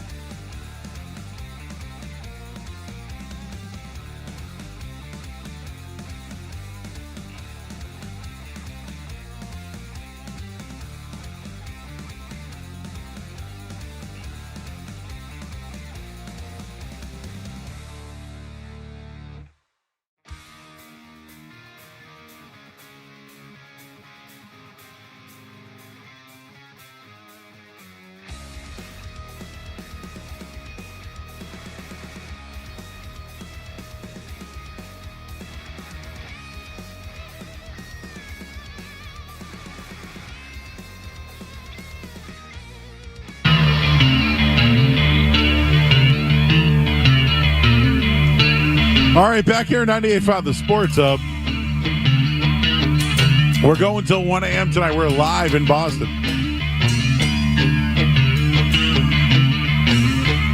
So, there was just an amazing save by Jordan Binnington. Left glove on a flop dive. Corner shot. Outstanding. Oh, another save. Binnington is literally turning up his game. Holy smokes, Binnington in the Garden in a big situation. And who was it again who took the shot and couldn't score it? This is twice now. 3 times could be the charm. But Austin Matthews has been stopped twice by Jordan Binnington in overtime. Austin Matthews, the guy who is yet to win big games, right? Can he win a big game? Just got stopped on 2 snipes and great saves by Jordan Binnington. Wow. And Skaz, what'd you say to me in my ear during the break there about Austin Matthews? Yeah, Joe, I said I can see the story coming out of Canada. Obviously, the win would be the story, but if the Americans lose this game, I think the people of Toronto, there will be certainly a conversation around Austin Matthews, and who has been really good tonight. I thought he was really good in regulation. I haven't seen a ton of them other than, his 2 stop chances by Binnington in overtime, but he's been right around it. Can he put one in to be the difference maker here? Man. The glove on Binnington, I got to tell you, man. I've seen him win big games in this building before. I'm down on Binnington, but holy smokes, he's gone up a peg for me tonight. Oh, I hate when the goalie leaves the net like that, Hellebuck. You stay in net there, bro. You stay there. USA's been threatening for the last minute or so. Canada now has the nice play. So this thing is legit. We're 13 minutes into overtime. 13 minutes to go, sorry. In overtime, USA is certainly getting their shots on net. The speed from Canada right now, you can just tell that they have the legs. And the story of this one, I know we've brought it up a couple of times, but Matthew Tkachuk only played 6 minutes and 47 seconds. Really didn't play much in the second period. He's missed the end of the second, the entire third, and now he hasn't played in overtime. But Team USA has been threatening. Austin Matthews had 2 legit chances on net. Early on, I think Canada was attacking. USA's been able to keep the puck out of their own net. But it's been real chances. I'm curious the substitutions, how they go here, but the United States legs, they're more and more becoming the underdog here. I bet you the live line is Canada favorite. I can give you that if you'd like it in a second, but this is excellent hockey. This is the best hockey we've seen in this town this year. This is the best hockey we have seen in this town since 2018, or maybe the season that they were great and then lost in the first round. What was that, 21? I'm thinking ahead here, and I just want to throw some scenarios out. What if Brad Marchand scored the game-winning goal in Boston tonight for Team Canada? What would the reaction be? Let's just play hypothetical.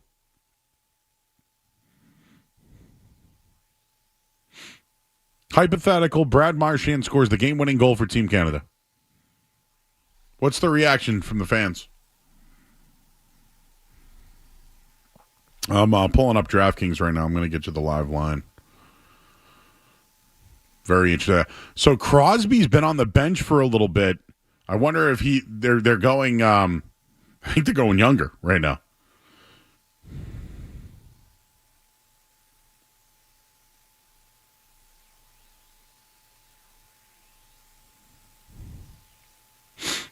You can feel free to join in at 617-779-0985. Everyone who's hanging along here. There is a face-off in the Team USA end at 11:50 right now. So they are threatening at the very least. And I'm trying to get to the live line. It's just taking me a second here to... Oh!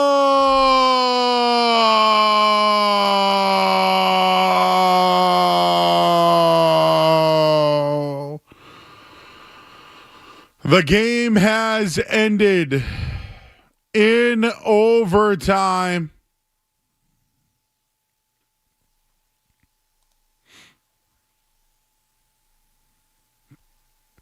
Team Canada has defeated Team USA 3-2 to win the Four Nations final.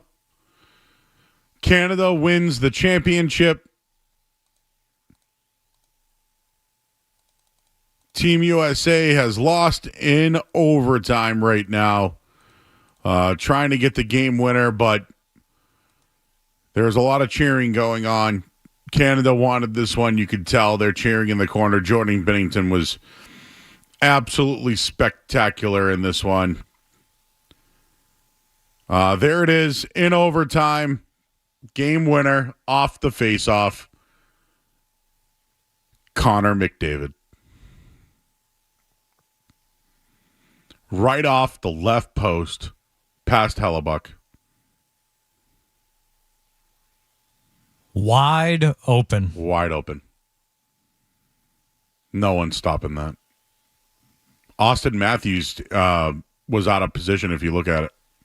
That's a bold strategy, Cotton, to leave the best player on the planet wide open in the middle of the slot. Matthews left him open. Oh. We already have people in the chat blaming Big Jim Murray for being in the building for this game. Oh, McDavid right in the middle. What was Matthews doing? Good. Honestly, like, I know we're all rooting for USA here, but man, we talked about a torch passing tonight. Tell me Connor McDavid hasn't taken over the torch as the best player on the planet.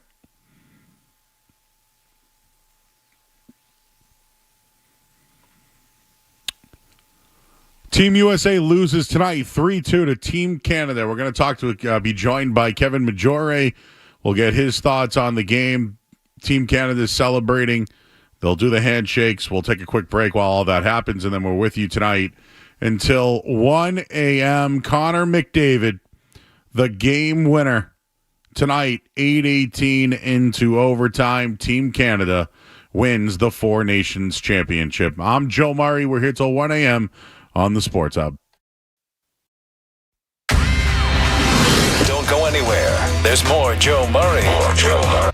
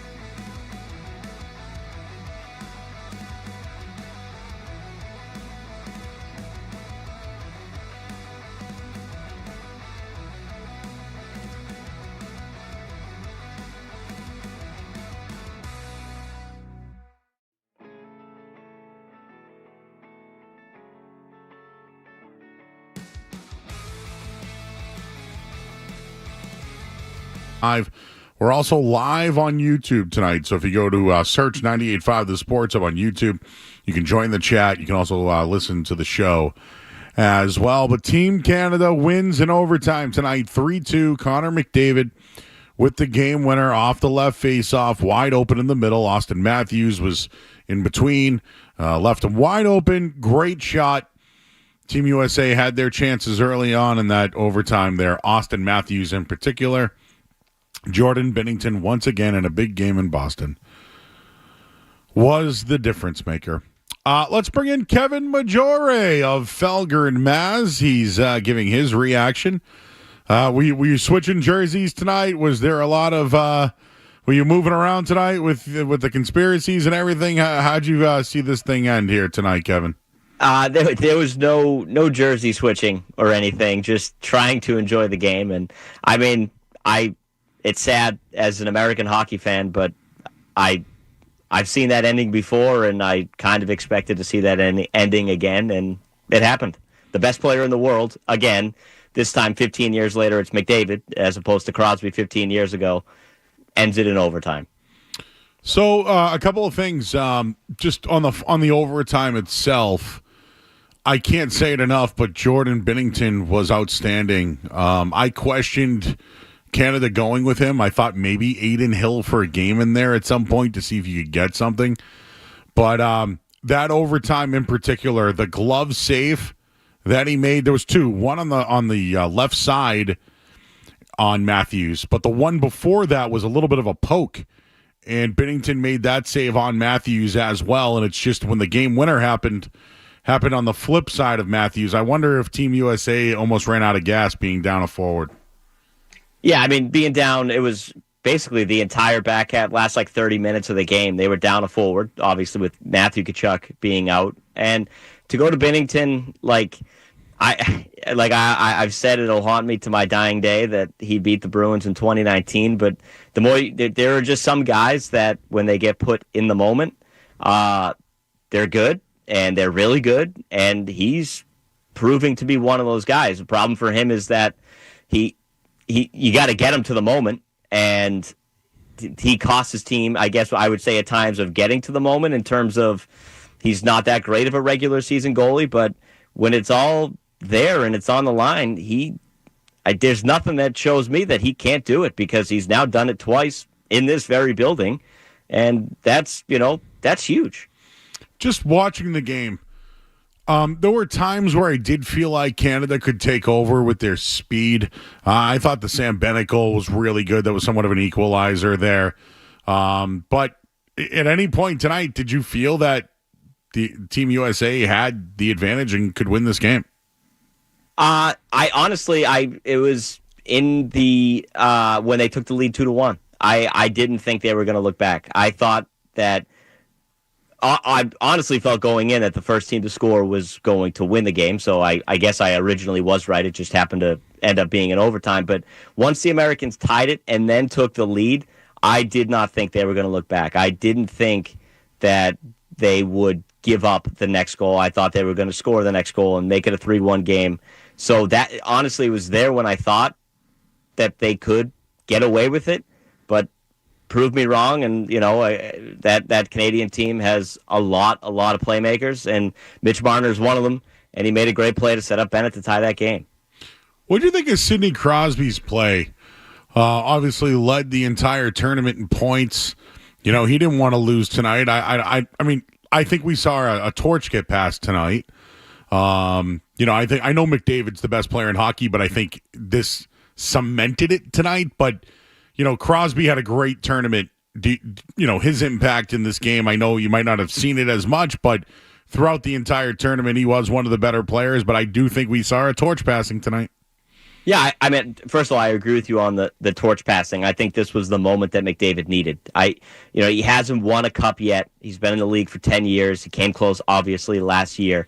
But I think McDavid needed a legitimate, not that he's not the best player in the world right now, but he needed a big worldwide moment or big moment to happen, and he gets it.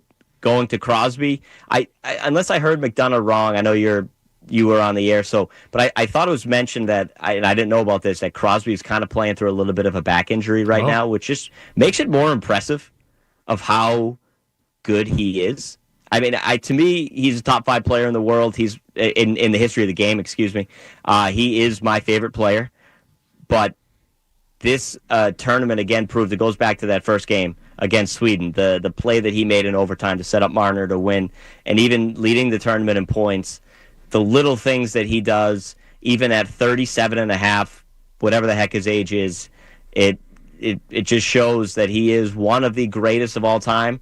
And even if he's going through a back injury playing this tournament, and he had as good of a tournament as he did, it just makes it more impressive and adds another piece to the resume that is already pretty full on 87. Yeah, Crosby played 19 minutes tonight. The rest of Team Canada, McKinnon played 20, McDavid played 23, and then it was Braden Point. He played 21 minutes. Sam Reinhart just about 20 minutes tonight. So to see that out of Sidney Crosby, very impressive. He had a couple of hits actually in this game. But you mentioned the injuries. The Tkachuk injury, I don't know if it phased Team USA in the second period, maybe in the third period when they were down a little bit. You noticed it. At times in the overtime, I thought there was too many plays in the Team USA zone. But then it somewhat flipped over a bit. These guys, I don't know if you saw a couple of these blocks tonight, but everybody gave it up, man. This was the best hockey we've seen here in Boston because, we're not getting that from the Bruins. But this was playoff hockey. This might have been bigger than playoff hockey, Kevin. And just watching guys, Slavin, right? Literally on all fours, blocking. He had 3 blocked shots. Sanderson, who had a goal tonight, 5 blocked shots in this one. These guys were down. Jack Eichel was blocking shots tonight. I mean, just both sides of it. Injuries everywhere. They all left it on the ice tonight. And even in this tournament, another mention, it was Emily Kaplan in the first period. They came out of a break, and she mentioned that and obviously, like locally, we know McAvoy's not going to be playing Saturday because the league resumes Saturday. We're less than 48 hours away from the league resuming. And she mentioned that there's going to be multiple guys that played in this tournament that are not going to play this weekend because of stuff that happened in this tournament. I can't imagine Matthew Tkachuk's going to return for Florida on Saturday. I don't see that happening. So these guys, you're right. They're blocking shots. They're giving their body up. Slavin especially. These guys, it meant something to them. It was very meaningful to them. Like you said, it was playoff hockey. It felt like playoff hockey. The intensity was there. We saw that last Saturday night with the 3 fights to get things going. These guys actually, truly cared. Result aside, being an American, not getting the outcome you wanted, this tournament was a massive, massive success. And I don't think a lot of people going into it thought it was going to be that good. Kevin, can you dig into that a little bit more? Why it's a massive success? Is this bigger for the game of hockey? Is this better for the NHL? Because we know how deep this stuff goes with Team USA and Team Canada. It goes back to squirts and travel teams and whatever. But how impactful do you think this will be for the NHL? I think it's great for hockey. How big will it be for the game of NHL? I think it's going to be big for the NHL, and it's partial of the stars or some of the more marketable people showed up. Obviously, Connor McDavid, overtime game winner to win the tournament. People are going to want to tune in to watch that guy. He again came 1 goal short of winning, or 2 goals short, really, of winning the Stanley Cup last year. Now he gets this big moment. The Tkachuks, I think, weren't really 100% household names. 2 weeks ago, I bet a lot more Americans know who Brady and Matthew Tkachuk are. Well, obviously, us in Boston know because Matthew's team has eliminated the Bruins the last 2 years. You still see Sidney Crosby doing what he's doing, and I don't know, maybe more people learn who Charlie McAvoy is because of what he unloaded on McDavid on Saturday. I think it does really good for the NHL. I think it does great for the game of hockey too because we're under a year away from the Olympics now, and I think that there are more people that maybe just tuned in for these last 2 weeks and saw it more. They kept pumping that these guys are playing in the Olympics next year. The commercial kept going. So now these people know that the NHL players are going to be playing in the Olympics next year. So I think overall it's going to be good for the NHL because maybe I feel like more people are going to want to see the Tkachuks, McDavid in the playoffs this year. And then now they know that there's another best on best less than a year from now with more teams and possibly a much more exciting competition. Connor McDavid, after the win tonight, said it was a great game, a great sport, and I hope we put on a good show for these last couple of days and gain some fans. Ultimately, you can't ask for a better show than that. So that coming from Connor McDavid, who had the game winner tonight, 3-2, Team Canada over Team USA. Kevin Maggiore is joining us. Why don't we take a call here? I got more for you, Kevin. But some people are coming home from the game. Feel free to call in. The phone number is 617-779-0985. You can also join us on YouTube. A ton of people chatting. They don't like the ceremony that's currently happening right now. The people in the chat. They feel like Canada should just go home. And now it's Sidney Crosby raising the Four Nations Championship. There's pyro! There's pyro! Yeah. All right, I'm over this now. Let's take a quick call, Skaz. You're going to have to pull him up for me. We got Mike. He's in West Roxbury. Hey, Mike. Hey, what's going on, guys? How you doing? First time, long time. I just wanted to get you guys' opinion on Binnington's saves against Tkachuk, dude. I wasn't big on the Tkachuk brothers because I'm a big Bruins guy, but, yeah, they definitely got my respect since this series. Yeah, and dude, Brady Tkachuk, man, I think he became a fan favorite. He's probably the most talked about guy, Kevin, in my opinion. And at least I heard people, on the broadcast tonight, every time he was touching the puck, they were cheering him. And every time that Brad Marchand touched the puck, they were booing him. Yeah, I don't know. That was an interesting turn of events. Yeah, no, Brady Tkachuk, absolutely. Like, this is a guy that has never played NHL playoff, Stanley Cup playoffs. He's never made it. If I had to choose one of the Tkachuk brothers, obviously Matthew has a cup, but I think Matthew's a little bit more of a fake tough guy, honestly, and I think Brady is more legit. Right now Ottawa's in that playoff picture. I'm excited to see. Hopefully they get there and see him in the playoffs. But yeah, I mean, it's. I'll always have that hatred for Matthew Tkachuk for these last 2 years, obviously, but it is, as an American hockey fan, it's tough to hate the product those two put on the ice because they actually care. They truly want to win. They truly want to wear the red, white, and blue.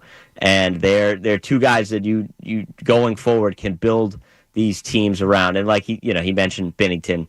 I mean, I hate it. I absolutely hate it. But you have to admit that this guy in the big moment, he's got it. He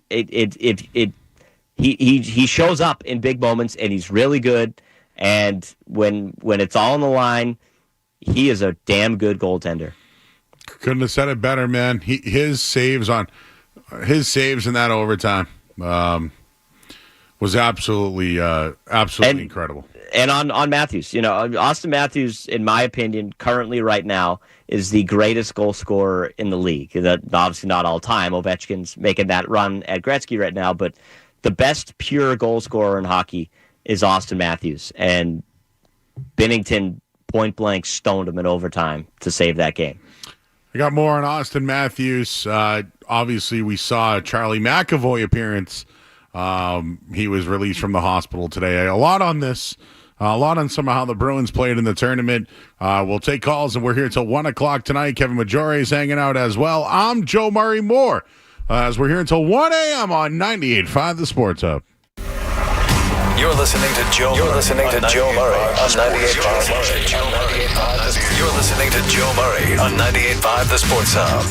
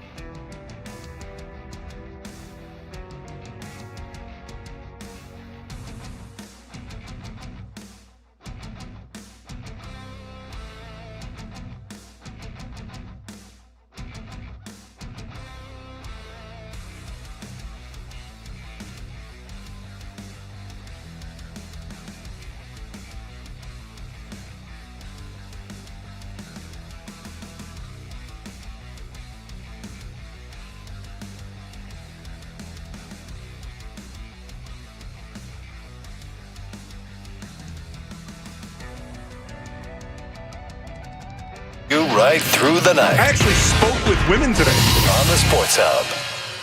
And he won that one and got a shot off. Centering pass, McDavid scores!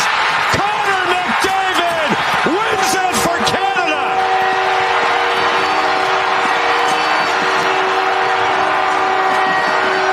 And Jordan Binnington has done it again! It's going to be agenda-driven, I'm sure. All right, so let's talk Austin Matthews here for a minute. You said he's the best pure goal scorer in the NHL. Missed point blank in overtime twice. He lost the face-off, right? That set up the game winner. I don't know what he was doing drifting into the corner over there. I really don't know. But this is the captain. This is the guy that hasn't been able to do it for Toronto. What do you think the talk's going to be in Canada now that they've won the championship? That they won the Four Nations championship, but also Austin Matthews can't win and put away another big game. Yeah, I mean, it just to add on, this obviously wasn't a Game 7, but he's now 0 for 4 in closeout. Game 7 type closeout games in this building. I honestly don't know.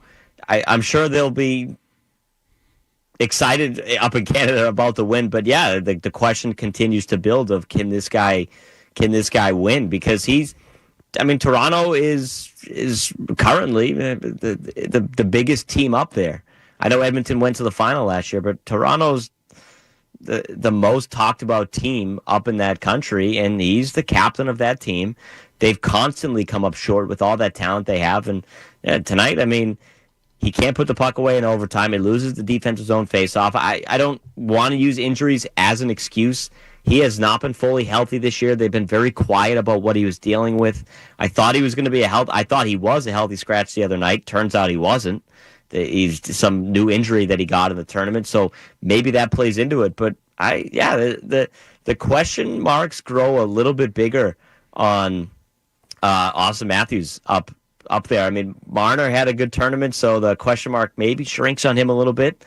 But captain of the Toronto Maple Leafs, first place, or one of the best teams in the league right now. He just for some reason can't win the big game. Can't win the big game.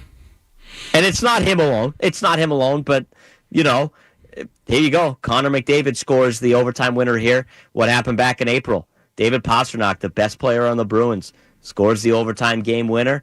He's showing up in these games, and it's the best player on the other team that's getting the job done, not the best player on his own team. Well, you know what it's like here? We go back to that St. Louis Blues final. Marchand, getting off the shift and, getting behind him and giving up the goal. We still talk about it, right? Yeah. Yep. So I just for Austin Matthews, he's going to have to do this with Toronto. This is not going to be good for him. I think this was a success, and Team USA was great. They lost a couple of they were a little tight on the blue line tonight. I think you could see the loss of McAvoy. You could certainly see that there, and then obviously Tkachuk later on in the game. But just when it comes to Matthews, though, there was all-star games where LeBron wouldn't take the final shot and would get crushed for it. I just feel like this Austin Matthews thing, all eyes were on this tonight. And McDavid's the guy that scored the game winner. But as you're watching it, you're like, how do you leave the best player in the world? Yeah. Just wide uncovered in that. And he lost the faceoff, not to mention. Yeah. And he's one of the better face-off men in the league. Now, you're not going to win every face-off. Even the best in the world don't win every face-off they take, but he's one of the better face-off men in the league. Loses the face-off. I do go back to Jack Hughes, who I think was another dud in this tournament, right before it was off an icing. So Hughes had a step on Braden Point, and Braden Point busted his tail to get back there and beat Hughes for the icing. And that ultimately led to the defensive zone faceoff for the U.S. and them losing. So I put a little bit on Jack Hughes of not actually trying there. But, yeah, it doesn't look good for number 34 in blue. And if they lose again early in the playoffs this year in Toronto again, there's the question continues to grow. The pressure just gets bigger and bigger on him as time goes by. What did you think of Brad Marchand's play in the championship game? I'm going to be honest with you. I didn't at points I noticed him, but I didn't really notice him 100%. He had that chance in overtime, but he just. I mean, he was a role player. He was a fourth liner on this team, and that's fine. I mean, he's 37, 36, and he's not what he was, 5 years ago, 6 years ago. I thought he played his role well, not totally noticeable in this game. So I don't want to be too critical of him. Because when you are that old and you're really on the back nine of your career, and your team has Connor McDavid and Nathan McKinnon and Mitch Marner and Sam Reinhart and so on that team, you're probably not going to play a lot of minutes. You're going to be the Johnny Beecher or the Mark Kastelik in terms of time on ice, right? On that team. And just looking ahead, I do want to mention that Johnny Gaudreau was, there were at least people chanting his name. I know that Team USA was really, trying to win this for him and for themselves, and certainly was on the minds of everybody. It's still Canada's sport, right? It's still Canada's sport. I ask you, Kevin Maggiore, before we let you go, 2026 Winter Olympics in Milan, revenge for USA? Can they win it? Yes, absolutely. They got to stay healthy because, I don't want to use injuries as an excuse, but because each team was missing two of their defensemen that originally made the team tonight. Canada was missing Shea Theodore and Josh Morrissey, and the U.S. was missing Quinn Hughes and Charlie McAvoy, and that to me is a massive difference because. And this is a shot at a New York Ranger. Adam Fox was unbelievably terrible in this tournament, and I would like to see that spot get occupied by Quinn Hughes next year. But yeah, I do think the Americans do. I think they'll come with a little bit of a better roster too. Chris Kreider was on this team. Brock Nelson was on this team because it was under NHL rules. The fighting was allowed. The heavy hitting was allowed. It's more of a. The IIHF has a little bit more of their hands on in the Olympic tournament. It's going to be a little bit less physical. I'm not saying there's going to be no physicality. It will be less physical. So I think you'll see the Americans bring guys like Cole Caulfield next year, Jason Robertson, Clayton Keller. I think the Americans will have a little bit more finishing touch in that bottom six. So I absolutely think they have a chance next year, and that's honestly the one I'm rooting for. If they won this, I would have been thrilled tonight. I'm obviously upset they didn't win, but the most important thing to me right now is an Olympic gold medal for the Americans, and I truly think they have a chance next year. All right, Kevin, we'll leave it there, man. This was a good one, though, worth staying up for, right? Absolutely. The whole tournament, I guess you could say the USA-Finland game kind of sucked because it was a blowout, but this tournament and definitely the two USA-Canada games were 100% worth tuning into. And as somebody tweeted earlier, we now have to go back to Bruins Ducks on Saturday night. Hey, real quick, we asked Anson Carter the other night about potentially the next Bruins head coach, and he said the name Quenneville. Have you spitballed any names? Have you what's on the Maggiore list? Well, I like Jay Leach, who's with the team right now, and giving Jay Leach the ability to pick his own staff would be one thing. But the guy that was behind the United States bench tonight, Mike Sullivan, I think would be a possibility. I'm pretty sure his contract's up at the end of the year with Pittsburgh. So I don't know. Maybe he gets another shot here. But to me, I'd like to see who's out there. But to me, my name would be Jay Leach. I do like Leach. He was the Providence head coach for a little bit, came back. I think if they wipe out the staff and choose him and let him choose who he wants, it'll be a good fit with the Bruins. Oh, man, I don't know if he can bring him back, but he certainly did pretty good in this tournament. And well, at least USA hockey still on the map, but Canada, they claimed it tonight in the Four Nations final. Kevin Maggiore, go get some rest, my man. We'll talk to you tomorrow on Felger Mess. I'll try to. Thank you, Joe. Good talking to you. You too, man. Kevin Maggiore, everybody. Guy knows his hockey, man. He knows the players. He knows where they came from, their deals. He's all over it, my man. Thanks, Kevin, for hanging out with us tonight. Awesome job. We have some friends that are at the Garden, and sounds like, Skaz, it's a red Canadian party right now. A Red Sea over at the Garden, Joe? Mm-hmm. You think they're drinking Labatt Blues? Some Molson's, yeah. Man. Just to vent before we break real quick here. Can that building win a game? An important, like, if it's a basketball game, Joe, like, yeah. The Celtics won in 5, like, whatever. Just, is there something about that building? Like, just imagine having the ticket tonight, and you're like, yeah, we get to see USA Canada in a championship, and you're rooting for USA, and you lose in overtime. It's now it's like you're like, I can't, like, Kevin didn't go to the game because I think he foreshadowed this, right? He was like, I don't know if I could be there for that. I know Big Jim's out there tonight. Yes, we've had people in the chat blaming Big Jim being in attendance for Team USA's loss. The thing with Big Jim, though, is that I think he can smell out a rat early on. He leaves. He's not afraid to leave the building. He could smell it out where if, like, oh, they're going to lose this thing and it's going to be crushing, like, he'll know. This one, I don't know, is worth sitting around for, I got to admit. Oh, the Austin Matthews in front, the stick pad save.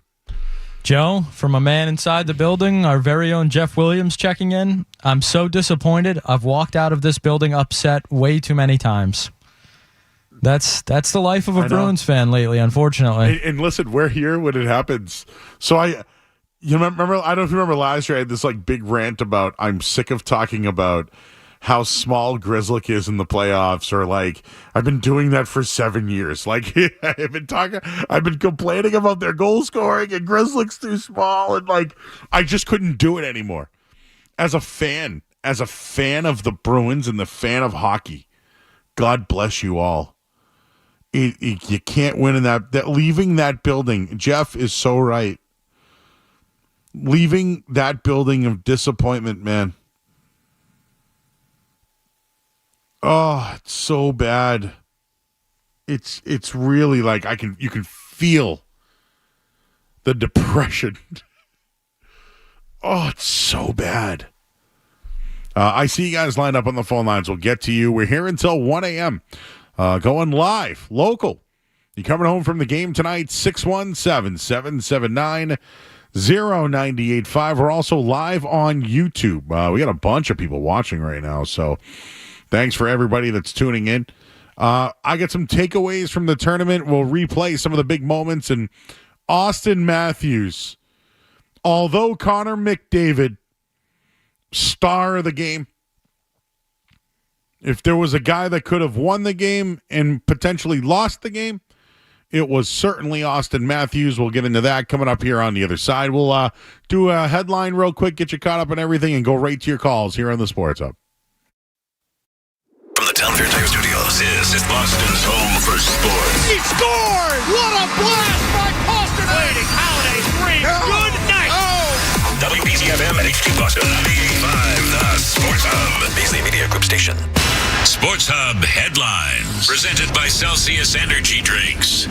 Team Canada wins the four-nation face-off. The game went into overtime. They won 3-2. Connor McDavid, the game-winning goal, 8:18 into overtime. Celtics winners tonight, 124-104. Jason Tatum had a triple-double. Peyton Pritchard had 28 points. Jaylen Brown had 28. They take on the New York Knicks in a matinee this Saturday. And, well, Team USA lost, and we're all upset about it. I'm Joe Murray. We'll get to you guys right after this.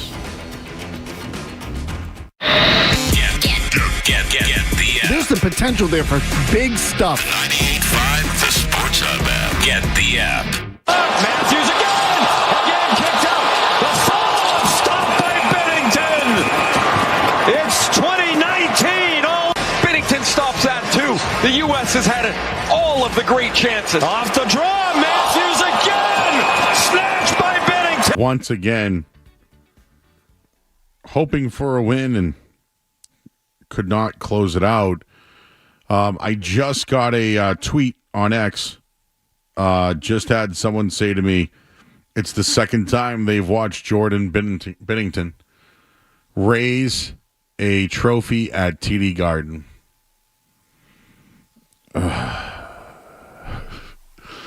You look at him, right? There's no flash about Binnington. He's not the sexy goalie. He's doesn't make the incredible saves. He just does everything he can to just win. It's nothing about it. The glove tonight was great. You saw it on display. His glove pad, stick pad, made the save on Austin Matthews. It was incredible. There's nothing fancy about Binnington. He's just a winner. There are times where I look at it and say, yeah, it's Jordan Binnington. Man, not anymore for me, dude. Dude's a gamer. When big games happen, he is just a clutch performer. And in that overtime period tonight, he saved Team Canada. Austin Matthews had 2 chances to end it. One in the corner, and then one right in front. Just absolute night from Jordan Binnington. It's tough if you're a Bruins fan. I mean, locally here again, I worked that game. I was here for that Game 7. I worked it all night long. It was tough to just. It's tough, and for those rooting for Team USA, this was tough. But Austin Matthews missed the face-off, had the multiple chances, as I mentioned, and then leaves Connor McDavid wide open in the slot for the game winner. Joe, if I'm a Maple Leafs fan, I don't even know if I can celebrate this win. You still have that choking dog, Austin Matthews, on your team, and I bet you, Joe, would you rather the Bruins win a Stanley Cup or they win the All-Star game, the Four Nations? I want the Bruins to win the Stanley Cup. You think Maple Leafs fans feel that way? Yes, but you know what, though? These great players always faced, like, can he face this? Like, I think Austin Matthews is good enough to just, he'll always survive in the league, but can he? Joe, he's a top 5 player in the league, yeah. Can he level up? Can he do it in the playoffs? Can he level up? This was a big moment tonight. He had multiple chances and missed, and he actually had one of the biggest errors tonight.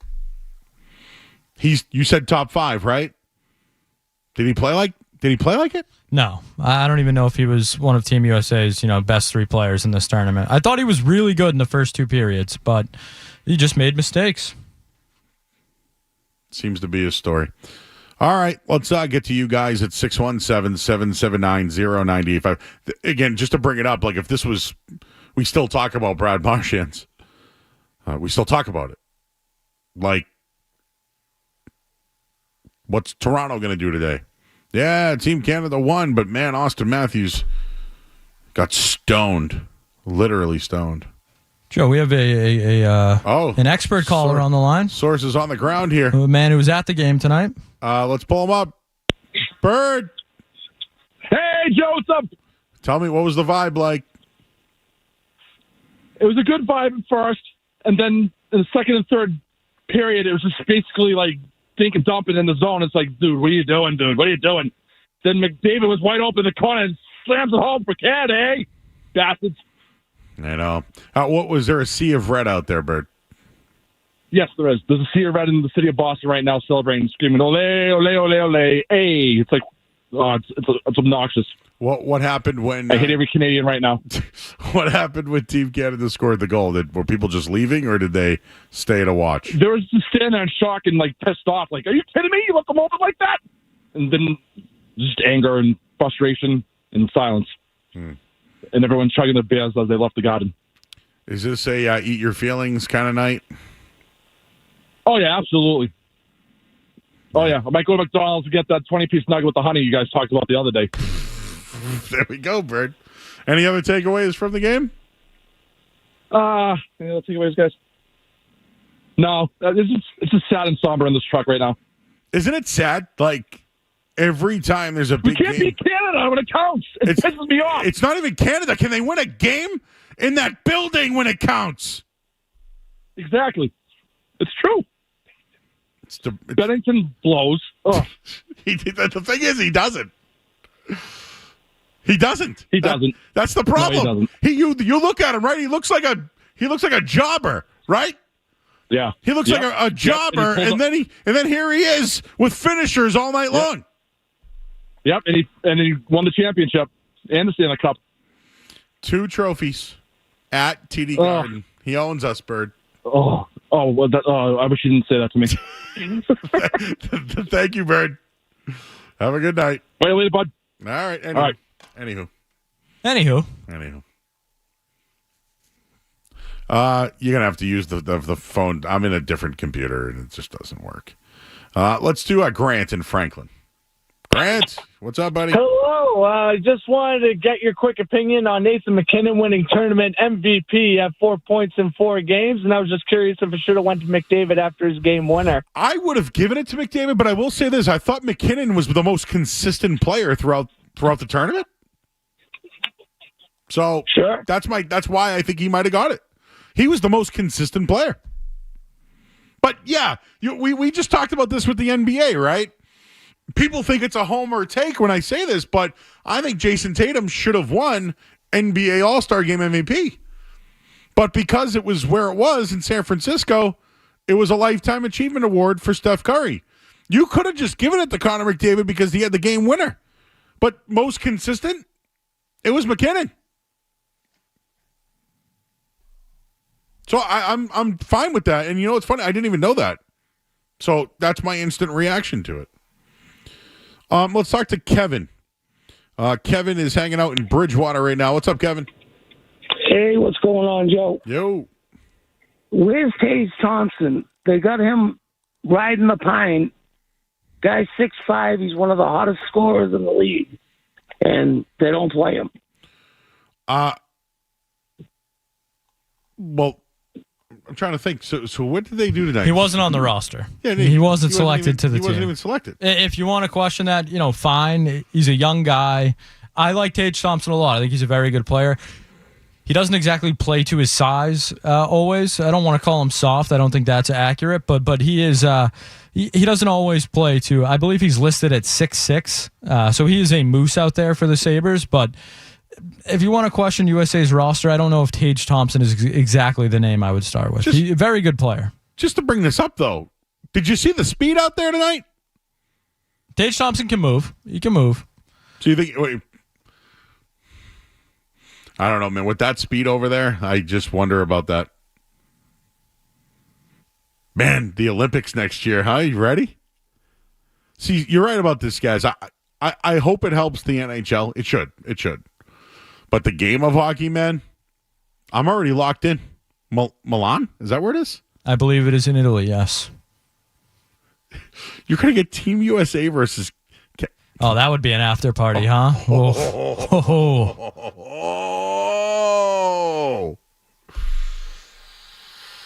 Is he physical? Do you think the being physical in this tournament helped Team USA? In this tournament, yes. In the Olympics, it will not. Yep. Different ice, different rules. I think a guy like Tage Thompson is a perfect guy for your Olympic roster. And I saw someone tweeting 350 days. So we are less than a year away. 350. 350. Start the clock, Joe. We should have a little thing every day. Let's pull up Scott. He's in Lynn. What's going on, Scott? You're on the Sports Hub. What's going on, Joe? So first off, Binnington just you got to give it to him. Apparently he's just clutch. Sometimes he sucks, but when it counts, he's just so good.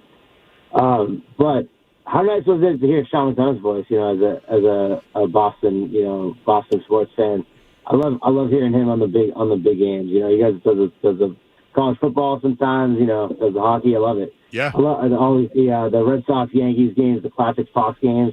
He used to do all those. That was always great. Yeah, good dude. I did an event with him earlier this year. He obviously had that Monday Night Football run that didn't really work out, but in a big game, we watch all these national championship and football games, he's the guy on the call, right? tonight in Boston, right guy to be on the call for that one. Appreciate you, bud. Thank you very much. I'm always a Sean McDonough guy, and guys, like when we were kids, Sean McDonough was the voice of the Red Sox. Obviously, his old man for years was a journalist, but that guy was like source central. He would like go drinking with guys and get sources, like legit. But yeah, Sean was one of the big names. They moved on from him. He's obviously done better with ESPN. He's still local. He still calls games. He does it all, but I don't think he got a fair shake on the Monday Night Football thing, but we just heard the calls here. We don't have it on in our studio, but I thought it was a great final call.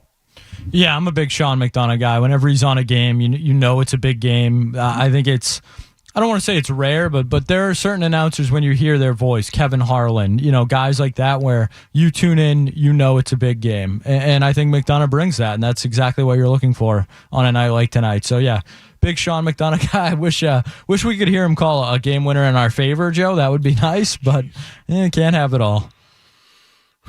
Hey, I'll say this real quick. Can I give you something on the Kachucks? Yeah, go ahead. You know what it's like rooting for Matthew and Brady? It's like rooting for Stephen Durant in the Olympics, or like LeBron. It's like you hate this guy. You're used to just constantly rooting against him, but man, having Steph on your team for the Olympics this past summer, that was pretty fun to watch. So to be on you on that one, when the last year when the Bruins lost to Florida, I tipped my cap. You know why? They went to 6 games with them. I didn't think that team could have went 6 games with Florida. They did. And I hate, Kachuk's a hateable guy. But you know what? You need that in the sport, right? In this sport, he played a good villain, but he also played the anti-hero here, didn't he? And they missed him. They clearly did. But I'll just say it like this. When the Celtics lost to Golden State, I thought they lost to the best. I thought Steph Curry put him to sleep. So, in a way, when the Celtics lost, I went, man, they lost to the best. Did you feel that way about Binnington in 2018-19? No.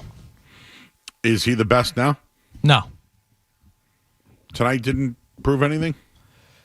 I think he's an incredible big game player. Is he the best Canadian goaltender? Sure. I mean, it's not really a high bar right now, but yes, Jordan, I think without question you can say that. I'm reaching here on a Binnington take, all right? Yeah, like Jordan, I mean, talk about an Eli Manning type career for this guy, Joe, to bring it full circle for us this week. Wow. But that's the kind of guy Jordan Binnington is. He's honestly, he's pretty much not good a lot of the time for the St. Louis Blues. Straight up bad, some of their fans would tell you at times. But you put him in a playoff situation, a must-win game, and he turns into, Grant Fuhr, Dominic Hasek. I don't know what to tell you. Do you know who he reminds me of? Tim Thomas.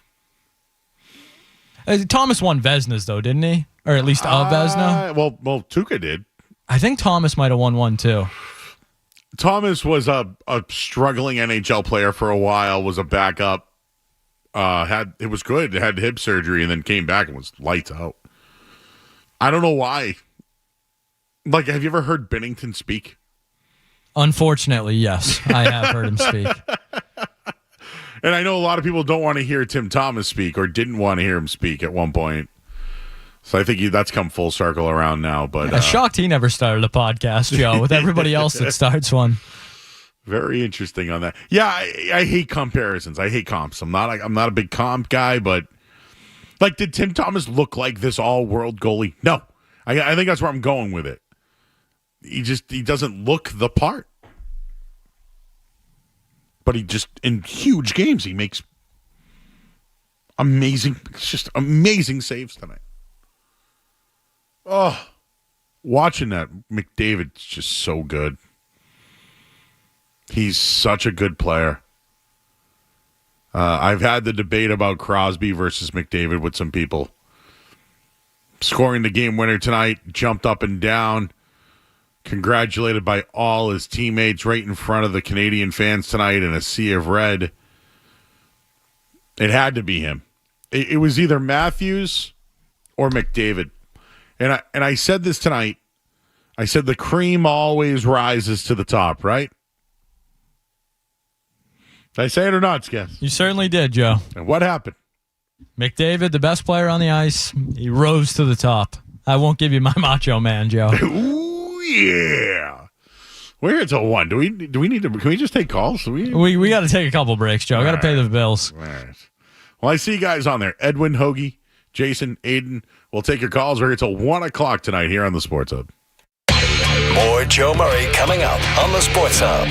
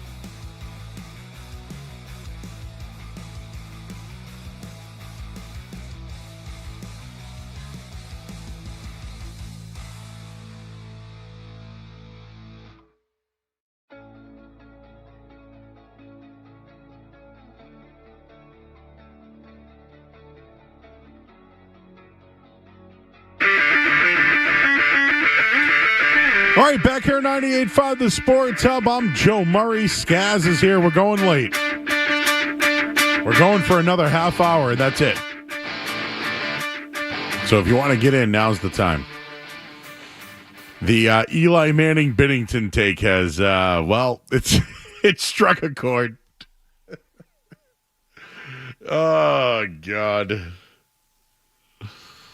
Didn't think that one was going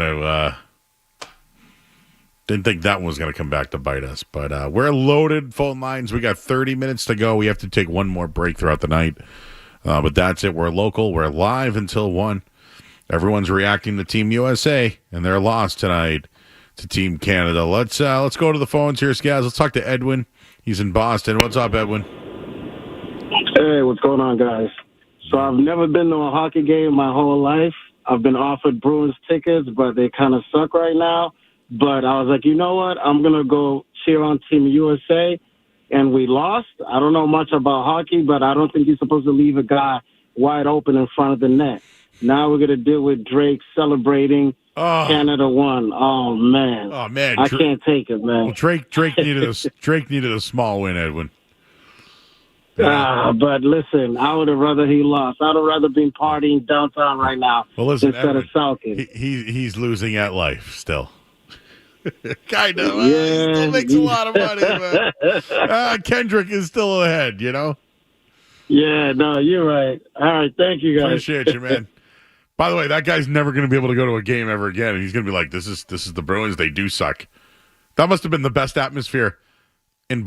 No, I mean, listen. I'll say this, Bruins fans, you guys rule.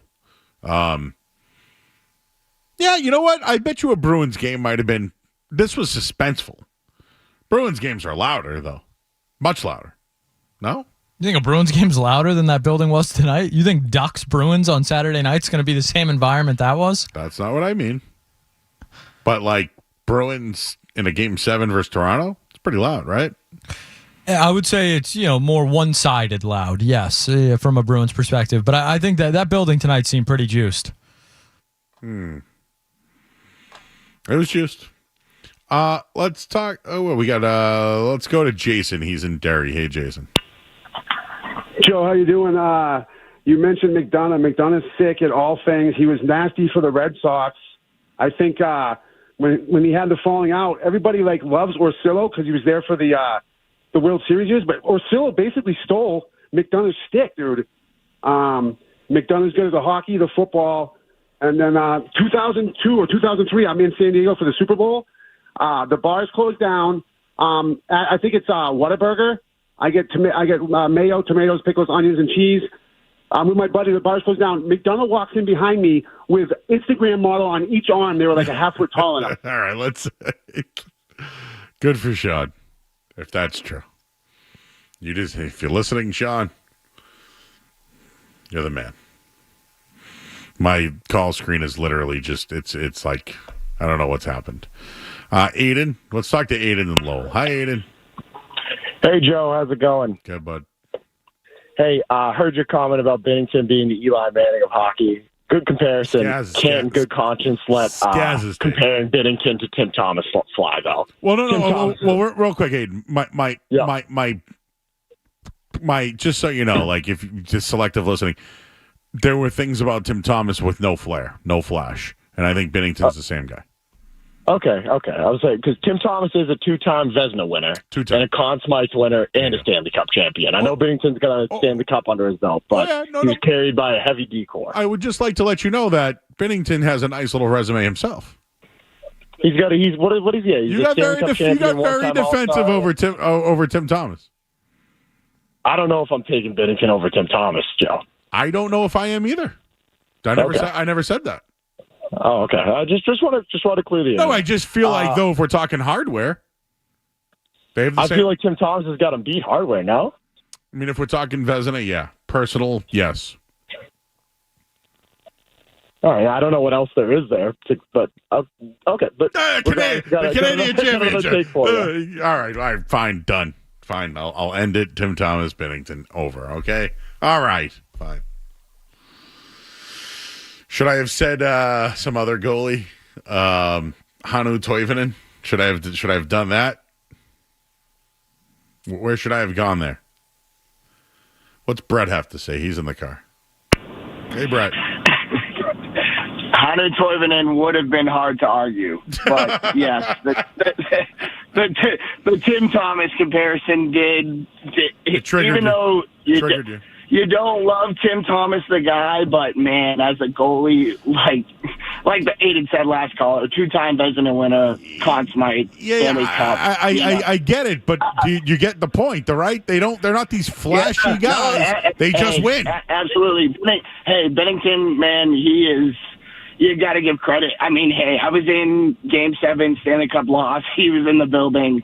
I was there. I've been in the past couple of years against the Panthers, the overtime losses. This one is up there. The energy, you guys talk about the noise. The noise was there for sure, but compared to those games, maybe not obviously as loud or overly as dominant as a home team crowd, but the buzz and the energy was special. Seeing McDavid score still at the end was, still a cool moment, I guess, watching him. I was like, at least he's the one to score, and, getting to see it was cool, but, man, it really is something about that building. I don't know what it is. I'm starting to think it's me being at the games, but it's incredible. There's some spookiness going on in the TD Garden. Maybe that's that sage from Kyrie. The Celtics have gotten over it, but the Bruins have not. Wow, people really didn't like that comparison on the Tim.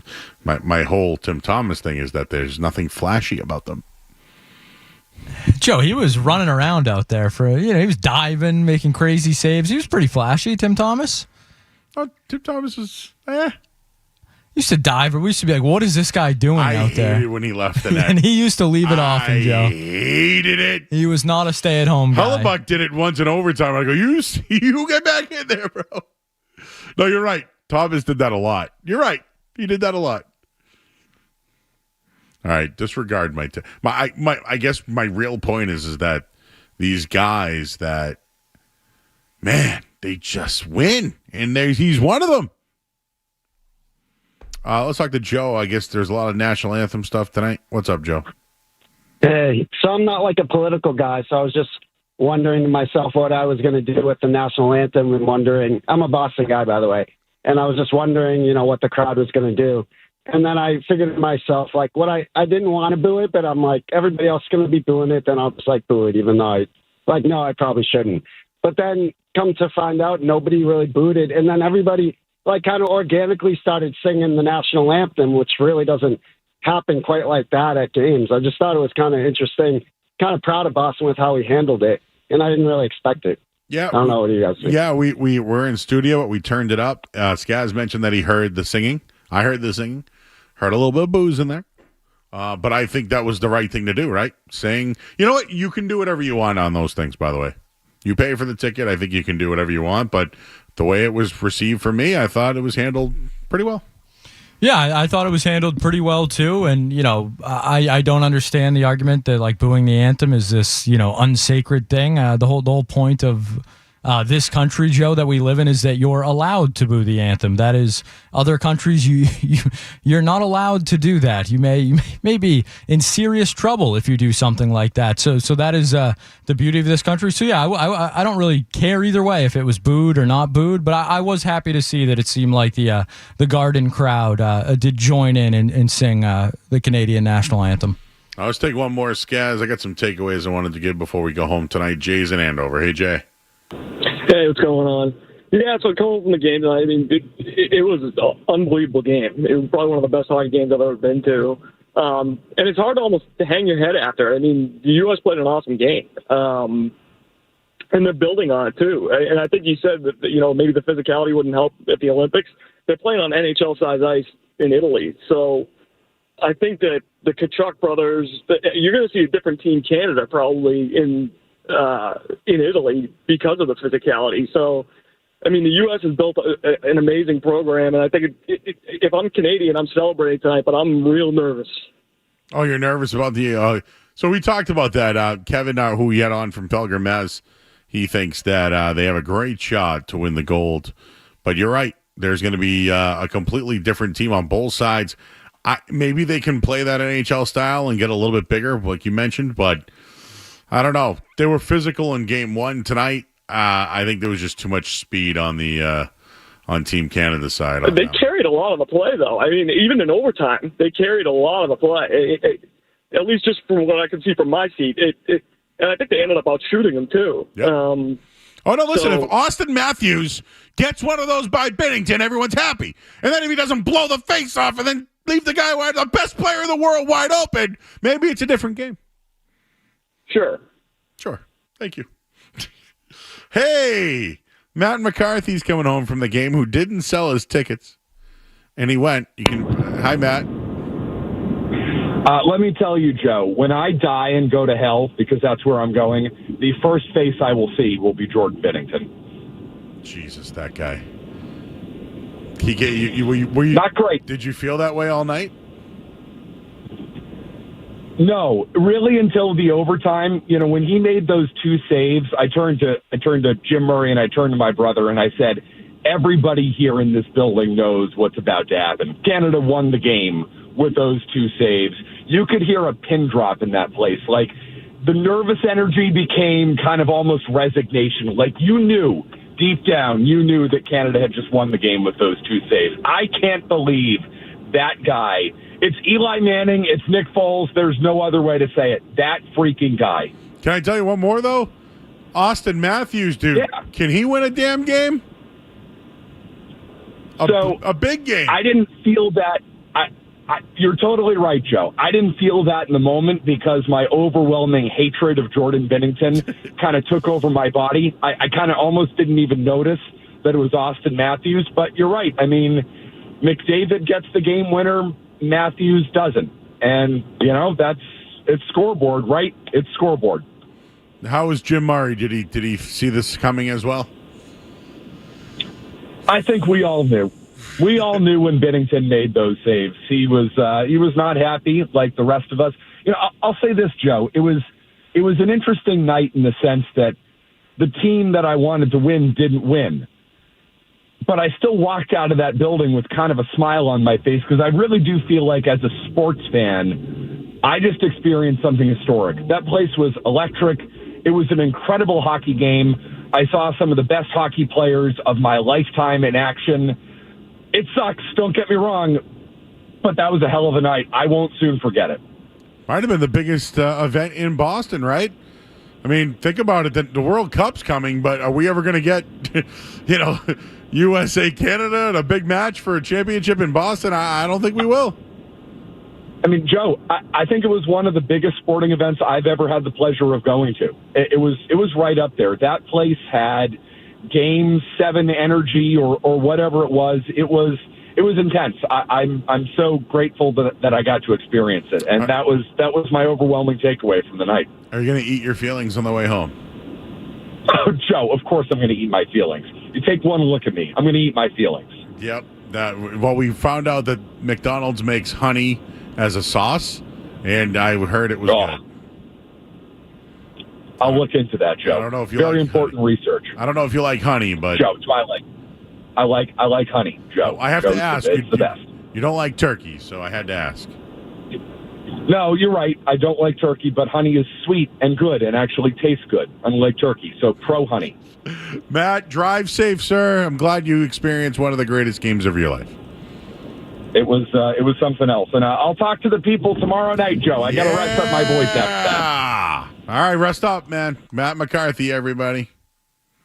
He's ready to yell at everybody. He's ready. Well, I'm ready to take a break. How about you guys? Let's take a quick break. We got more calls. We'll wrap this thing up here on 98.5 The Sports Hub.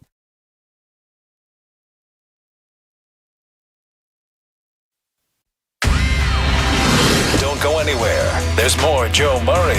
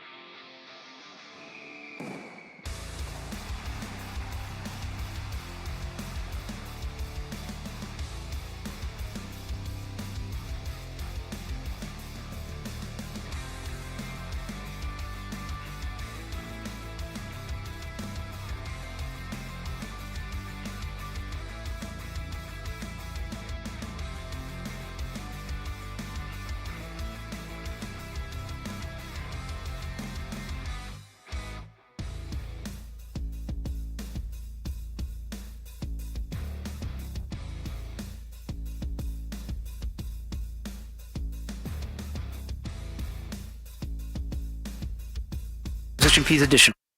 Everybody knows Joe. Just keeps getting better. Joe Murray on 98.5 The Sports Hub. To the outside noise a little bit earlier. What did this mean to win as a Canadian, with especially 51st State and some of the other, the Chucks and all? Did that mean anything additional? No, I mean, one thing, I don't ever think that politics should be in sports. I don't think that's what sports is about. The Chuck brothers, I mean, they play their game, they do what they do. Sometimes when you shoot your mouth off in the media, I mean, it bites you. You can do that during the season, but when you're playing best on best, it's different, and they get a little bit ahead of themselves. But they're great players, and there's not many guys in the league that play the way they do, and they're extremely effective. But when you start giving teams ammo, it can work against you as well. So they're going to have long, great careers, and I think you saw how effective they can be at every level. They do it in the regular season, they did it in this tournament, and they're competitors. They're a big reason why that team is what they are. All right, that was Brad Marchand talking about the tournament.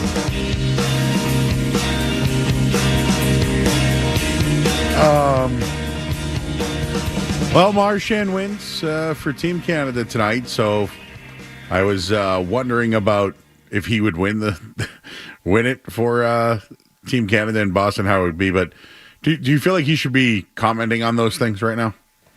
The 51st State and all these things? Yeah. So you think he should be? If he's asked about it, yeah, why not? All right. I mean, the game's over, and I think he had a very good answer. He's like, yeah, we don't care about that stuff. We care about the hockey. That's true.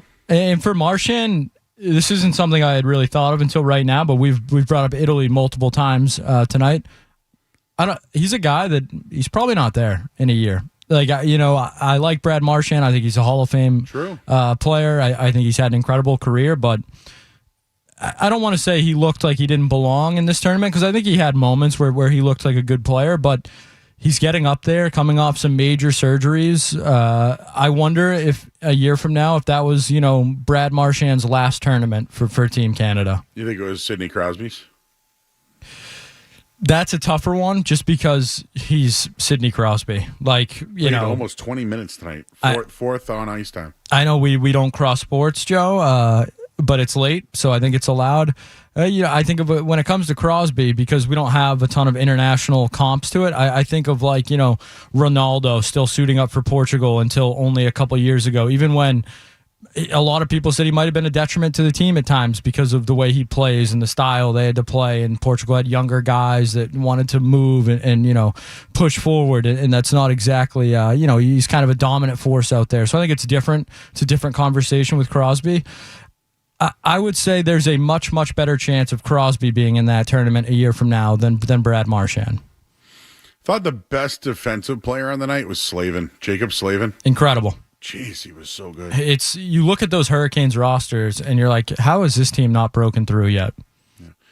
Also, the NHL has solved the All-Star game.